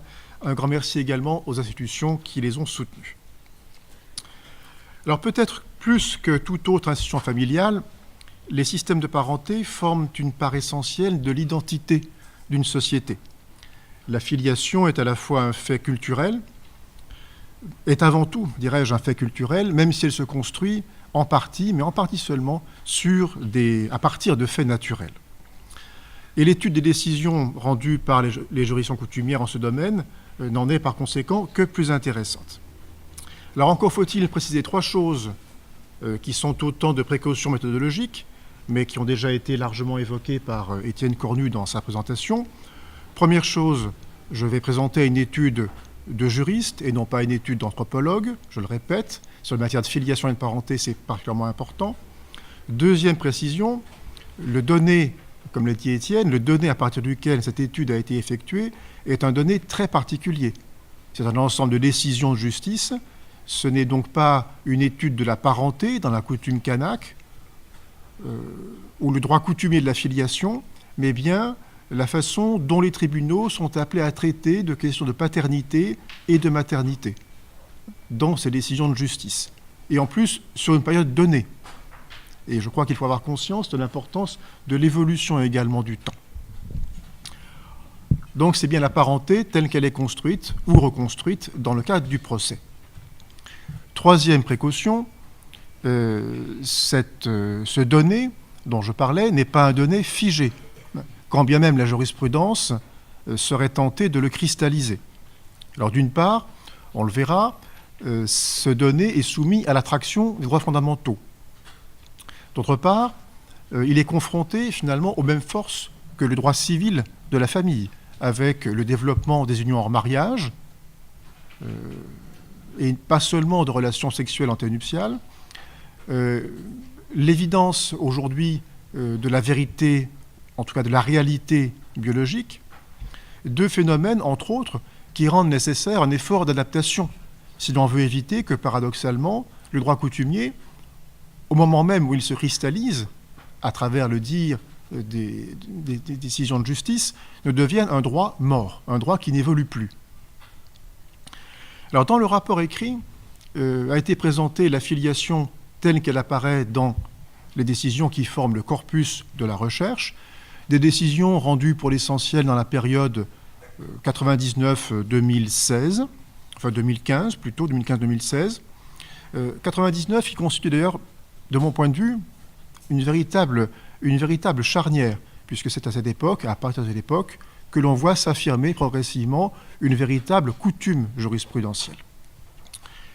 Alors, deux questions ont été analysées dans le rapport. D'une part, la filiation en mariage et hors mariage, et d'autre part, la filiation adoptive et les dons d'enfants. Alors, compte tenu du temps qui m'est imparti et de la liberté que me laisse l'existence même du rapport, auquel je peux vous renvoyer, je m'intéresserai ici à la filiation en mariage et hors mariage, pour illustrer la façon dont le juge coutumier construit la filiation. Et pour illustrer également les tensions que j'évoquais entre tradition et modernité. Donc deux temps dans cette présentation, la construction de la filiation par le juge coutumier et la conciliation. Quelle conciliation entre tradition et modernité? Alors commençons par la construction de la filiation par le juge coutumier. Ce que les juges estiment être la conception canaque de la parenté se cristallise à partir de 2011 dans des formules très travaillées que l'on peut imaginer être le fruit à la fois des dires des assesseurs coutumiers et des connaissances personnelles du magistrat professionnel sur ce qui constituerait selon eux la coutume.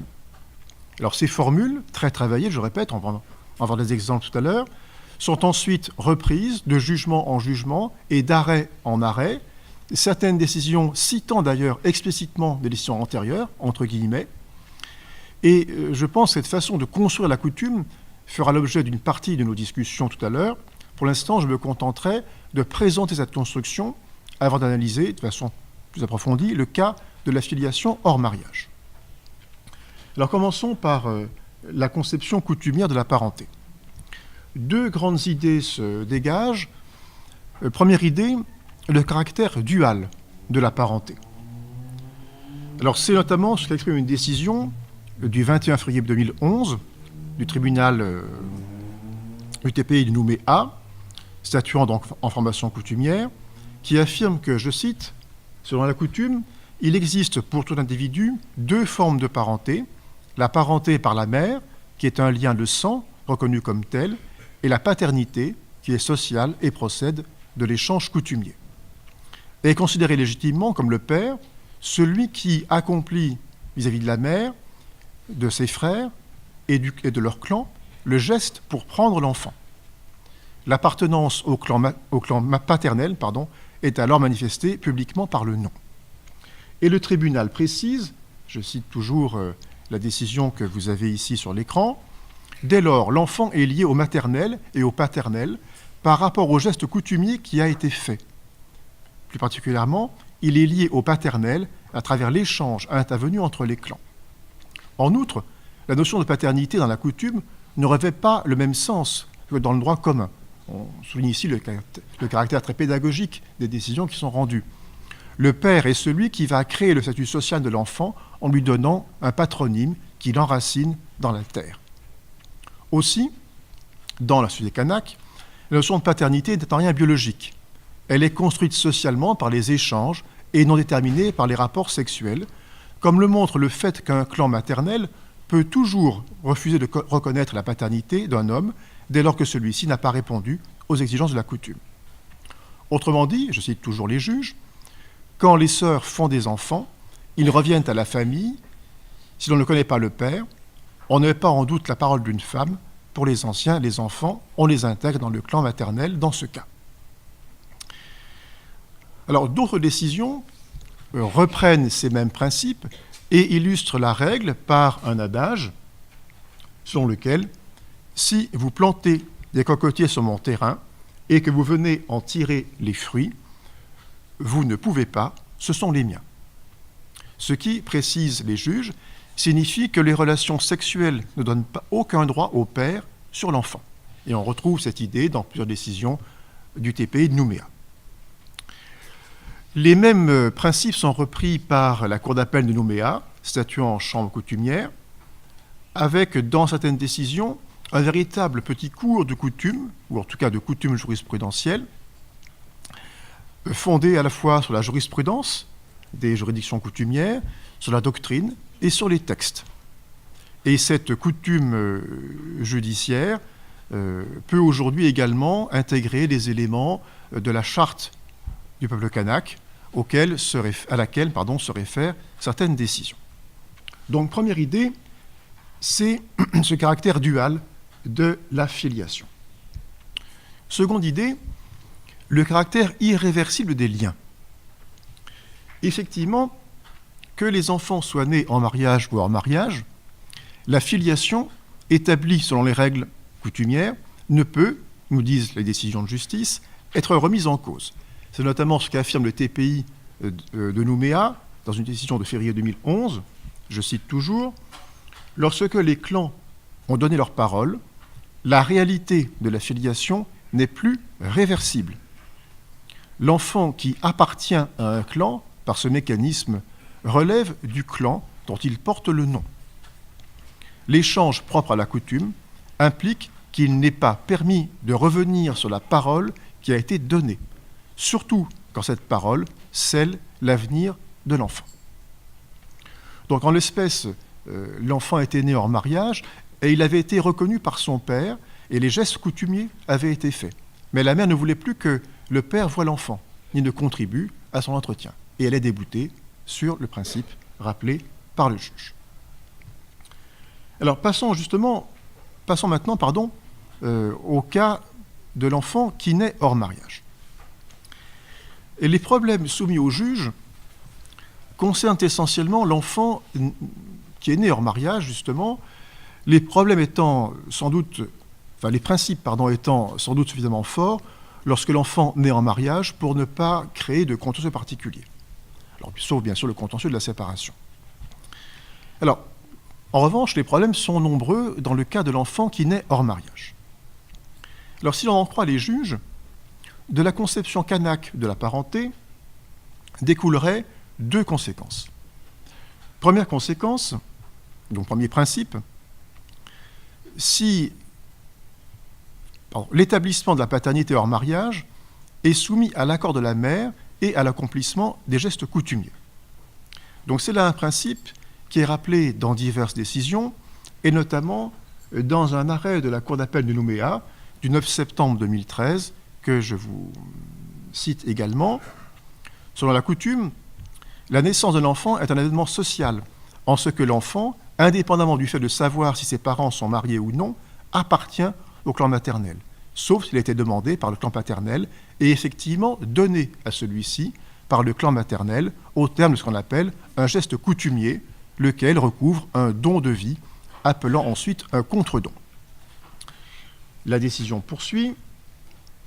Lorsque l'alliance et les promesses de don de vie n'ont pas été scellées avant le mariage du mari et de la femme, et que ces derniers décident de s'unir sans s'en référer à leur clan respectif, le père des enfants doit procéder à une coutume dite de pardon, pour d'abord s'excuser de n'avoir pas respecté l'avis des clans, mais encore pour être autorisé à prendre l'enfant, c'est-à-dire à reconnaître l'enfant. Ainsi, le statut social de l'enfant dépend de ce que les individus et les clans décideront ensemble, que ces décisions ont une incidence directe sur l'appréciation de ce que recouvre l'intérêt supérieur de l'enfant. Donc même si le texte ne fait aucune référence à la coutume et adopte une rédaction neutre, sans distinguer entre père et mère, Ce principe est repris par l'article 35 de la délibération du 3 avril 1967, et on le retrouve également aujourd'hui, directement ou indirectement, dans la charte des valeurs, qui sert également de référence aux juges, dans une perspective étroitement liée à la tradition kanak. Je pense notamment aux articles 62 et suivants de la charte. Alors, en conséquence, la mère ne peut s'opposer à ce que le père reconnaisse l'enfant.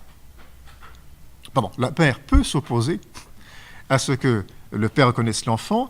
La question étant de savoir, donc elle peut s'y opposer, la question étant de savoir si le refus de la mère peut être soumis au contrôle du juge au nom d'une sorte d'abus de droit de la part de la mère. Alors, dans une décision ancienne, la Cour d'appel de Nouméa, en 2000, l'avait admis.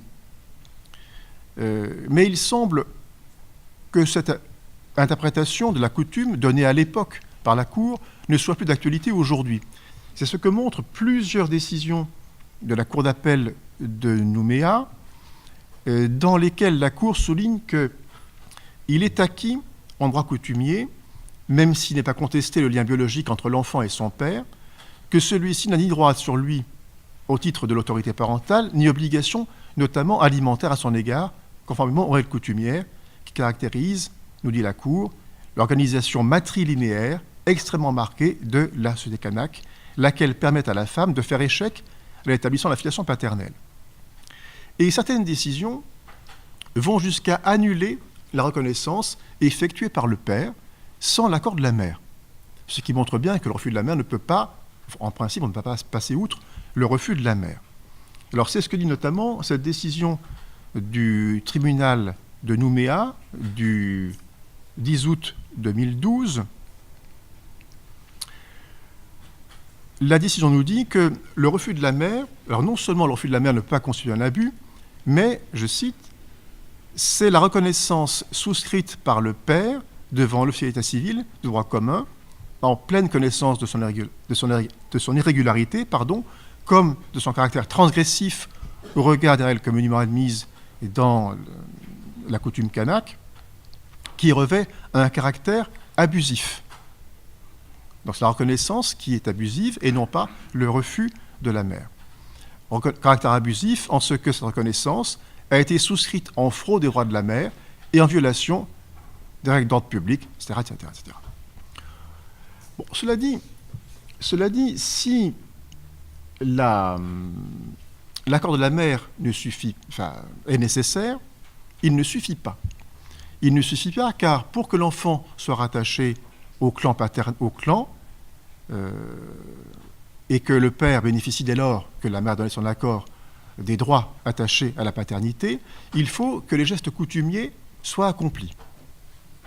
En effet, et les décisions se rejoignent sur ce point, les parents n'ont pas tous les droits sur l'enfant. L'enfant appartient au clan. Et nous avons un grand nombre de décisions qui rappellent ce principe, et notamment la décision que je cite sur l'écran de Nouméa du 10 août 2012.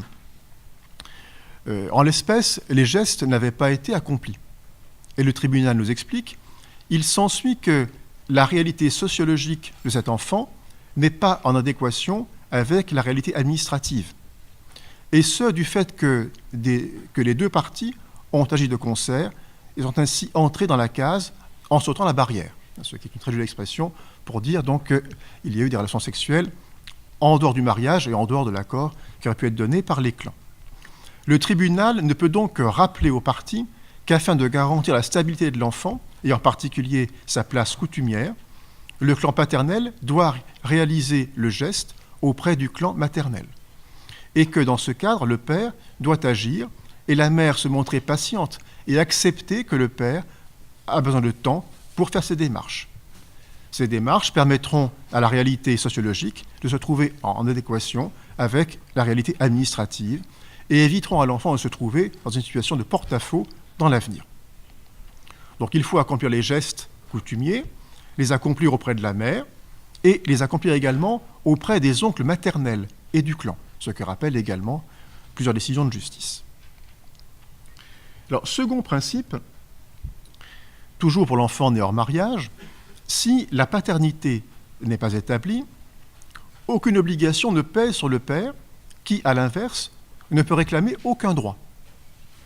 Alors c'est ce que dit notamment cette décision de Nouméa que je vous cite sur l'écran. Dans la coutume, les enfants sont à la charge des parents jusqu'à ce qu'ils décident de vivre de façon autonome, c'est-à-dire de se marier.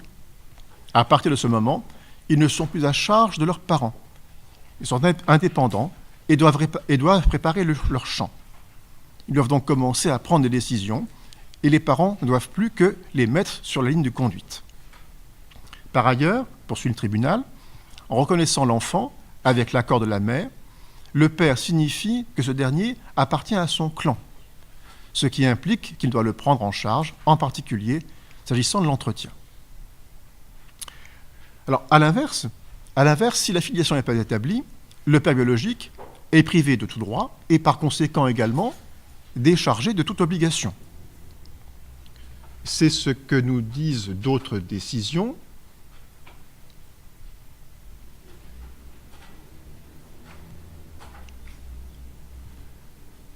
Que je n'ai pas cité dans son intégralité, donc vous l'avez sur l'écran, mais qui montre très bien qu'effectivement, si la filiation n'a pas été établie, eh bien le père n'a pas d'obligation à l'égard de l'enfant, et notamment n'a pas d'obligation alimentaire.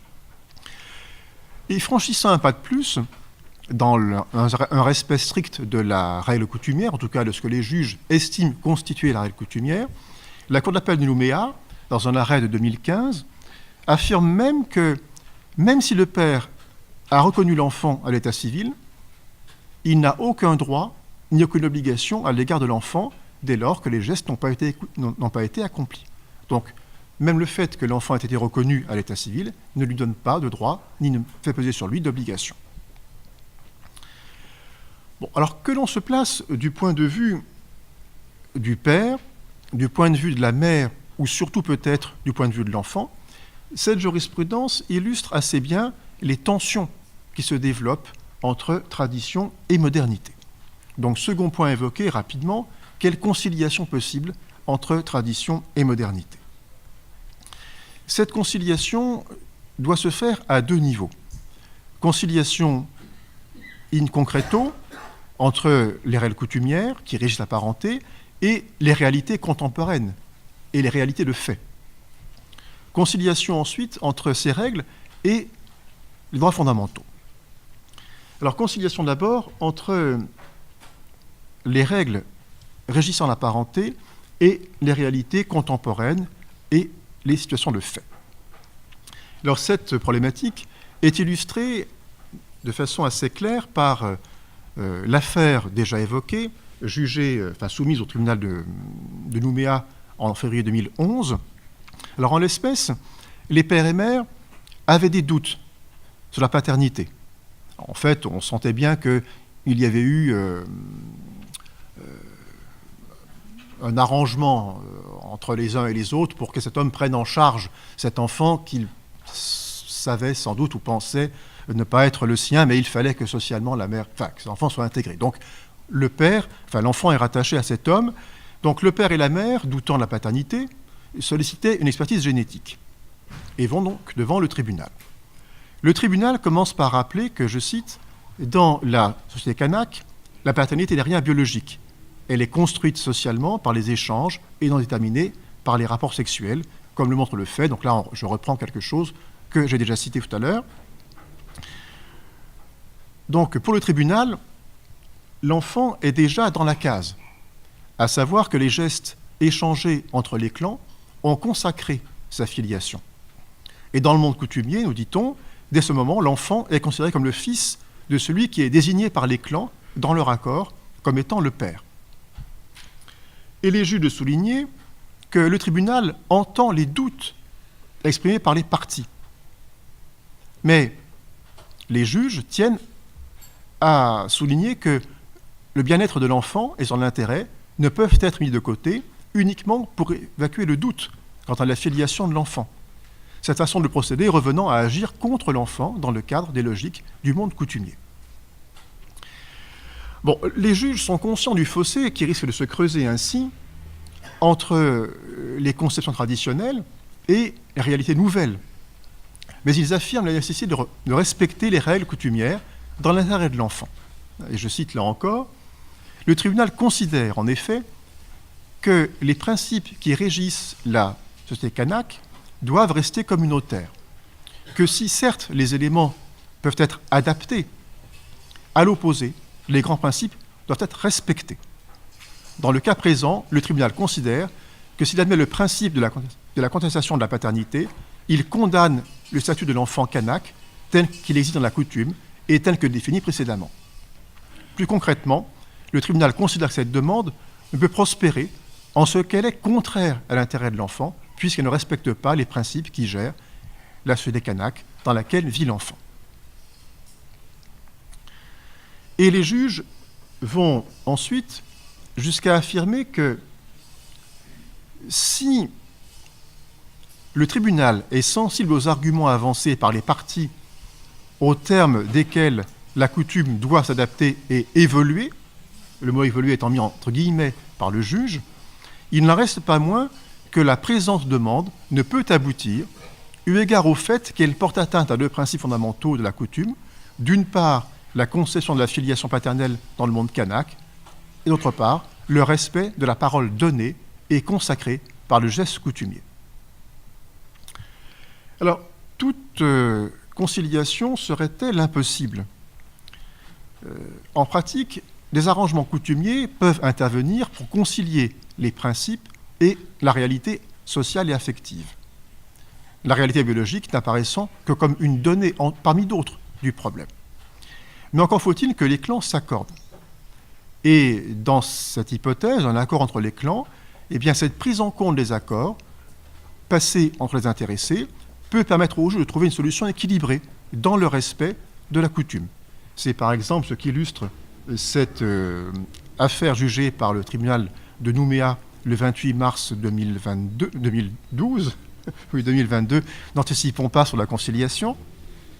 Donc en l'espèce, donc 2012, en l'espèce le père avait reconnu l'enfant avec l'accord de la mère, mais les gestes n'avaient pas été accomplis.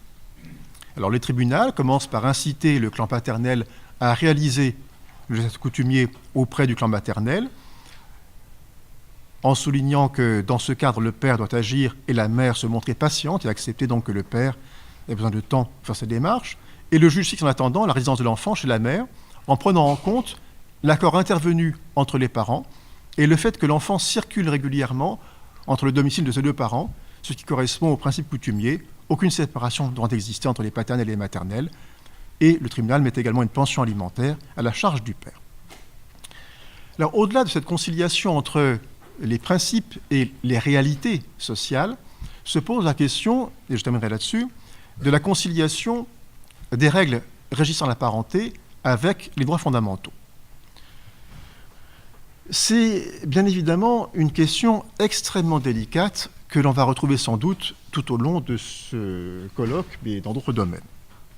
Alors, au risque de forcer le trait, mais je le fais quand même, j'aurais tendance à dire que la conciliation entre les droits fondamentaux et les principes coutumiers, tels qu'ils sont exposés par les juges et tels qu'on peut les trouver d'ailleurs aujourd'hui inscrits dans la charte, cette conciliation, dans les décisions étudiées, se fait essentiellement par voie d'affirmation, à travers des formules qui reflètent une prise de position idéologique très forte, à savoir que le respect de la vie privée des personnes de statut coutumier, tel que garanti par exemple par l'article 8 de la Convention européenne des droits de l'homme, passe par le respect des règles coutumières. De même, le respect des droits de l'enfant, tel que garanti par la Convention internationale des droits de l'enfant, passerait par le respect des principes qui gèrent la société kanak dans laquelle vit l'enfant. Alors, je ne discute pas ici de cette approche, sans doute en discuterons-nous par la suite, je tiens seulement à la mettre en lumière à travers l'étude de ces décisions, cette position étant affirmée de façon très claire dans différentes décisions. Ainsi, dans une affaire relative à une demande de subside formée par la mère contre le père biologique, qui ne voulait pas reconnaître les enfants, le tribunal de Nouméa, donc décision du... Alors, ce n'était pas celle-là, c'en est une autre, du 28 novembre 2011, rappelle les principes coutumiers, puis affirme que cette demande ne peut prospérer en ce que, je cite, en ce qu'elle est contraire à l'intérêt de l'enfant, puisqu'elle ne respecte pas les principes qui gèrent la société kanak dans laquelle vit l'enfant. Et dans son arrêt du 9 septembre 2013, la Cour d'appel de Nouméa reprend l'idée en atténuant quand même un peu la formule, ou en tout cas en tentant d'en montrer le bien fondé.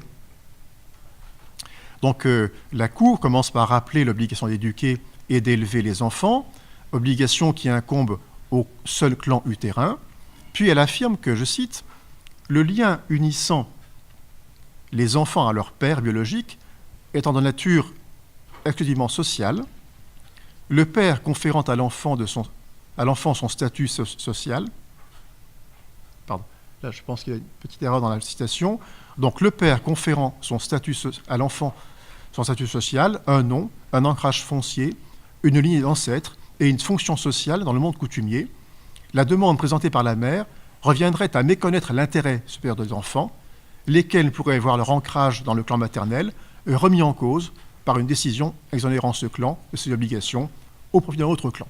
Donc on rejette la demande de subside formée par la mère contre le père, au motif que si on impliquait le père et donc le clan paternel dans la vie de l'enfant, eh bien on remettrait en cause le statut social de l'enfant qui pour l'instant relève du clan maternel. Et dans une affaire où le père contestait le pouvoir de la mère de s'opposer à la reconnaissance de l'enfant par le père biologique, les juges de Nouméa, donc ça c'est la Cour d'appel de Nouméa toujours, dans l'arrêt 2013, mêlant appréciation in abstracto et in concreto, justifient leur décision d'annuler la reconnaissance faite par le père sans l'accord de la mère, au motif que, je cite, « cette solution est la seule conforme à l'intérêt supérieur de l'enfant, lequel n'est pas de se trouver coupé de son clan maternel d'appartenance par l'effet d'une reconnaissance de paternité qui, du fait de l'assimilation des personnes de nationalité étrangère ou d'origine étrangère au statut civil de droit commun, assujettirait l'enfant à des principes juridiques totalement étrangers à son vécu personnel et difficilement conciliables avec ses relations sociales. » Et l'on peut trouver d'autres illustrations de ces principes, avec notamment des arrêts de la Cour d'appel de Nouméa, qui nous dit que, de 2015, qui nous dit que l'intérêt de l'enfant est de voir consacrer la place qu'il occupe dans le seul clan qu'il reconnaisse comme membre, en l'occurrence le clan maternel, là aussi pour un enfant né hors mariage. Et la Cour dit très clairement que l'argument de l'article 8 évoqué par le père en l'espèce est inopérant, en ce que, nous dit-on, le respect dû à la vie privée et familiale postule en l'espèce le respect des règles coutumières. Et l'on retrouve cette position dans l'arrêt du 16 septembre 2013 que vous avez sur l'écran. Les juges estiment que, donc Cour d'appel de Nouméa, le rattachement au clan maternel et à une terre est déterminant au regard des principes de droit coutumier pour définir l'identité et donc l'origine du sujet. Ces règles ne sont contraires ni aux droits garantis par l'article 8 de la Convention européenne des droits de l'homme, ni au droit pour l'enfant de connaître ses origines, ni à l'intérêt supérieur de l'enfant, apprécié au regard des normes coutumières que désigne son statut personnel constitutionnellement garanti, ni même au regard de l'intérêt familial. Donc c'est clair, on assimile intérêt de l'enfant, vie privée, etc., au milieu dans lequel est appelé à vivre l'enfant, donc on l'assimile aux règles coutumières. Et la Cour conclut, attendu qu'il en résulte que seul le clan d'appartenance de l'enfant a vocation à élever l'enfant, lequel est placé sous la responsabilité de ce clan, son intérêt supérieur étant de ne pas se trouver coupé de son clan d'appartenance, etc., eh bien, la demande est rejetée. Alors, reste que cette façon de raisonner, joint au procédé même par lequel le juge cristallise la coutume, ne vont pas sans ambiguïté. En cristallisant la coutume, le juge risque en fait, ne risque-t-il pas, c'est le débat auquel nous serons sans doute invités à réfléchir aujourd'hui, ne risque-t-il pas de lui faire perdre la souplesse et la faculté d'adaptation aux besoins et aux réalités qui constituent le propre et en un sens l'intérêt de la coutume. Et sur cette interrogation, je vous remercie de votre attention.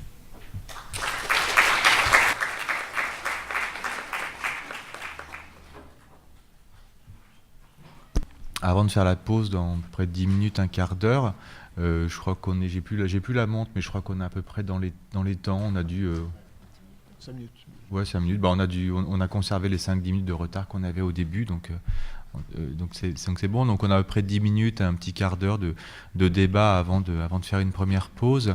J'invite simplement donc les personnes qui le souhaiteraient de participer. Il faut simplement bien attendre le micro, parce que, je le rappelle, le colloque est doublement filmé par l'université et également par INCTV.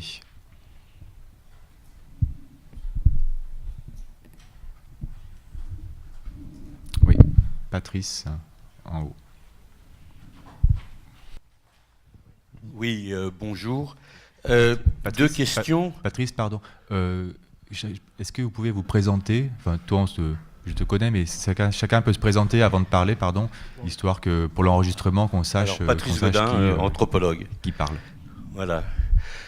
J'ai d'abord une question pour Monsieur Fulchiron, ou plutôt une double question. La première, c'est de savoir si, lorsqu'il oppose de la manière dont il le fait tradition et modernité, en fait, il ne repère pas dans les textes plutôt l'effort fait par un tribunal qui a des juges européens et des juges kanaks pour faire concilier leurs idées. S'agit-il de traduire le rapport entre tradition et modernité, ou au contraire de permettre aux juges d'accepter que la coutume kanak s'applique? Ça, c'est la première question. Et la deuxième question, j'ai beaucoup de mal à comprendre pourquoi une décision prise par un juge kanak à partir de la coutume renverrait tout d'un coup à une sorte de cristallisation, et pourquoi la décision prise par un juge de droit commun dans un tribunal de droit commun ne serait pas une cristallisation. Merci de répondre à ces deux questions. Alors, sur la première question, je me garderais bien de donner une réponse. C'est au juge qu'il faudrait poser la question. Mais peut-être que l'interprétation est la bonne. Mais je ne me prononcerai pas sur la question. C'est aux magistrats qu'il faudrait... c'est les magistrats qu'il faudrait interroger. Sur la seconde question, je crois que les situations sont tout à fait différentes. Ce qui est intéressant dans ces décisions, c'est que la décision elle-même exprime la coutume. Dans une décision de justice rendue par un tribunal classique, si j'ose dire, un tribunal civil, vous avez une règle de droit qui est préétablie, dont tout le monde connaît exactement la teneur, qui est inscrite dans un texte, et le juge, fictivement en tout cas, n'est censé que l'appliquer aux faits particuliers. Dans la décision qui sont rendues par les juridictions coutumières, il y a deux éléments. La coutume, certes, est préexistante, est en quelque sorte en suspension dans l'espace juridique, mais en même temps, la décision l'exprime et la fixe par conséquent. Bon, c'est tout l'intérêt et en même temps toute l'ambiguïté de ces décisions. D'autant que de décision à une autre, les juges reprennent les formules qui sont utilisées auparavant. Donc c'est bien aussi une façon, par les juridictions, de fixer la norme, en la reprenant, en prenant les formules, en citant les décisions, d'ailleurs, expressément, avec la date, le numéro, etc. Et même chose pour la Cour d'appel. Donc c'est en cela que ces décisions sont tout à fait différentes de décisions, entre guillemets, classiques, rendues par des juridictions civiles, parce qu'il y a ce double travail, à la fois de révélation, en quelque sorte, de la coutume et de son application au cas particulier. Et ce sur quoi j'insistais tout à l'heure, c'est sur cette idée qu'en la révélant, mais c'est un phénomène traditionnel en matière coutumière, les juges ont tendance à fixer la coutume, avec le risque, effectivement, qu'en la fixant, elle ne se fige. C'est-à-dire qu'elle correspond à un état qui, 10 ans plus tard, 15 ans plus tard, ne sera plus forcément ni ce qu'est la coutume, parce qu'elle évolue, ni ce que sont les nouvelles réalités sociales auxquelles on prétend appliquer la règle.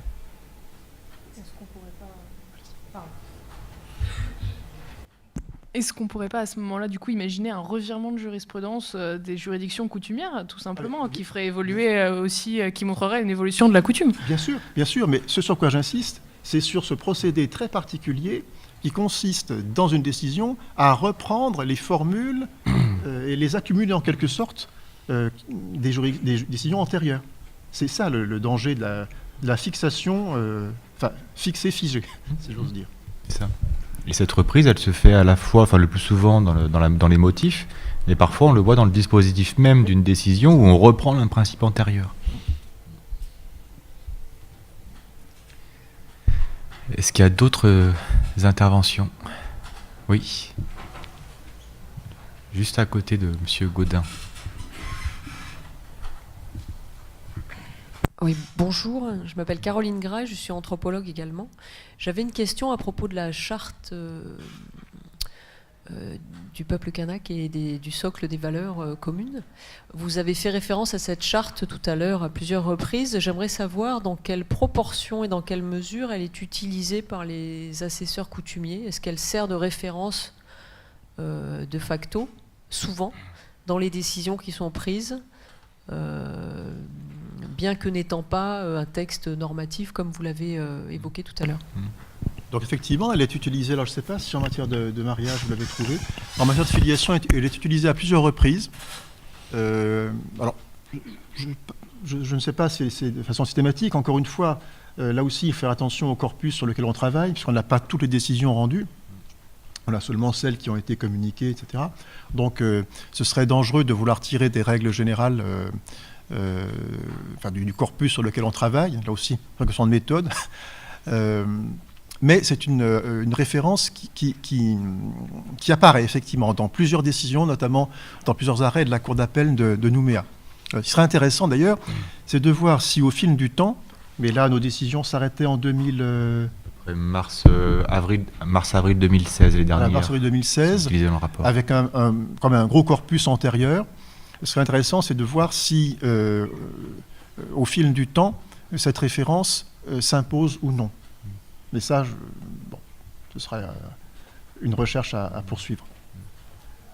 Moi, pour ma part, dans le mariage, je n'ai pas trouvé... Enfin, en tout cas, la charte ne servait pas de texte premier, de référence première. C'était surtout des références, comme je l'ai dit, parfois au code civil directement, de manière assez surprenante. Mais la charte, je crois, de mémoire, a été évoquée dans 2 décisions, et c'était plus pour dire... au passage, tiens, la charte dit pareil, quoi. Mais ça n'était pas, elle, le fondement de la décision. Alors que le Code civil n'est jamais cité, ce qui se comprend très bien d'ailleurs, dans les décisions que j'ai pu étudier sur la filiation. Et dans les intérêts civils, la charte est utilisée assez régulièrement pour expliquer, mais j'en parlerai après la pause, pour expliquer à la fois la faute qui a pu être commise, à la fois le préjudice qui a pu être subi et la manière dont on va le réparer et notamment le montant de l'évaluation qui pourrait être alloué et parfois justifié au regard de la charte en fonction de la particularité du litige qui a été soumis au juge. Enfin, en tout cas, il y a ce constat-là que depuis que la charte a été adoptée, qu'elle est invoquée par les juridictions, par la Cour d'appel, par le tribunal de première instance. Mais c'est vrai qu'il n'y a pas d'études pour l'instant statistiques sur cette invocation.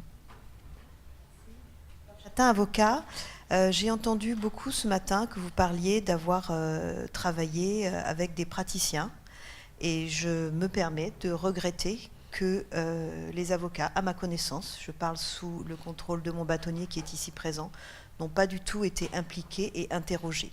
Les avocats, ce sont les personnes qui relayent les desiderata, les besoins et les demandes des gens, des vrais gens, qui font partie des gens qui sont jugés et donc qui sont intéressés par la coutume parce que c'est à eux qu'on l'applique. Et donc voilà, je trouve que c'est un petit peu dommage. À titre d'exemple, alors je n'ai pas vérifié, mais je pense que vous avez parlé tout à l'heure d'une décision de 2010 sur laquelle vous n'aviez pas pu avoir de renseignements sur les demandes qui avaient été formulées. Il y avait peut-être des avocats dans ces dossiers. Je suis absolument persuadée que si vous aviez interrogé un avocat qui était à l'origine ou qui était en défense dans cette affaire, il aurait pu vous apporter quelques précisions.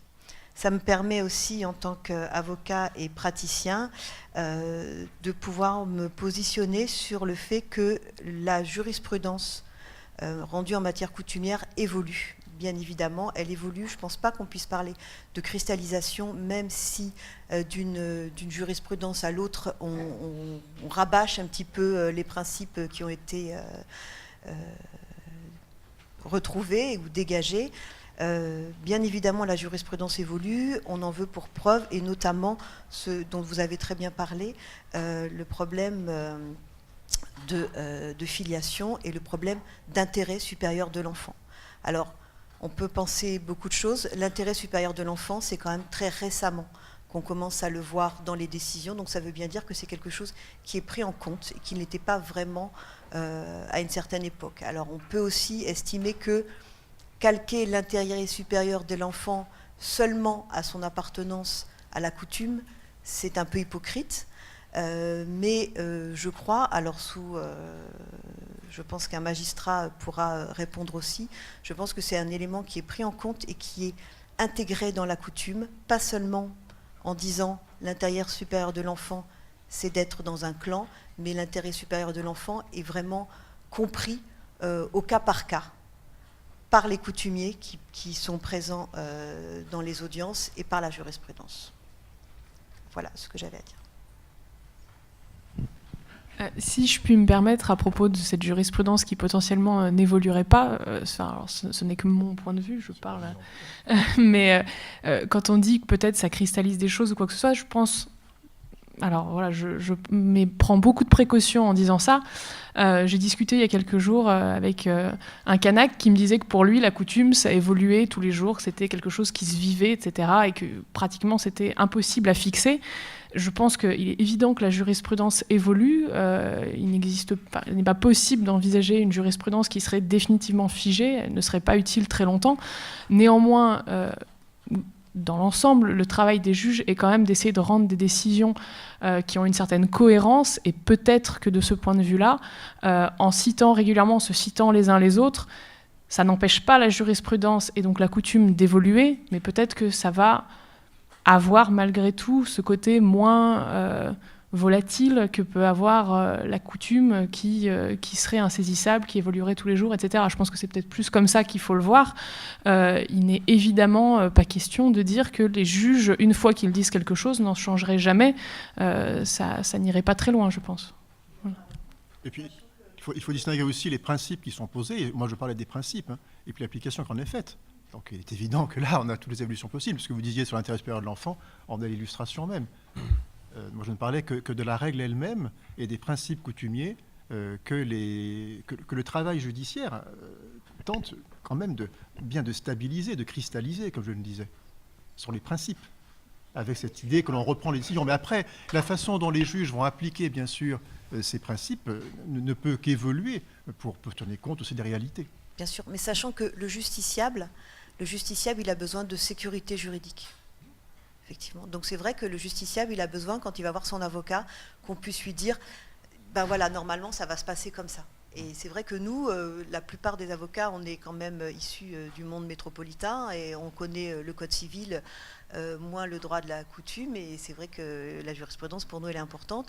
Et c'est très important de pouvoir dire aux gens ce qui va leur arriver. Parce que vous pourrez constater que les justiciables ne connaissent pas la coutume, la plupart du temps. Donc ils sont très inquiets de savoir pourquoi, si j'étais de droit coutumier, je serais jugée comme ça et j'aurais mon enfant que j'élève depuis toujours et j'aurais une pension alimentaire. Et pourquoi? Parce que je ne suis pas de droit commun, parce que les gestes coutumiers n'ont pas été faits, on va m'enlever mon enfant, etc., etc. Donc ça, les gens, ils ont vraiment besoin de pouvoir savoir ça pour avancer.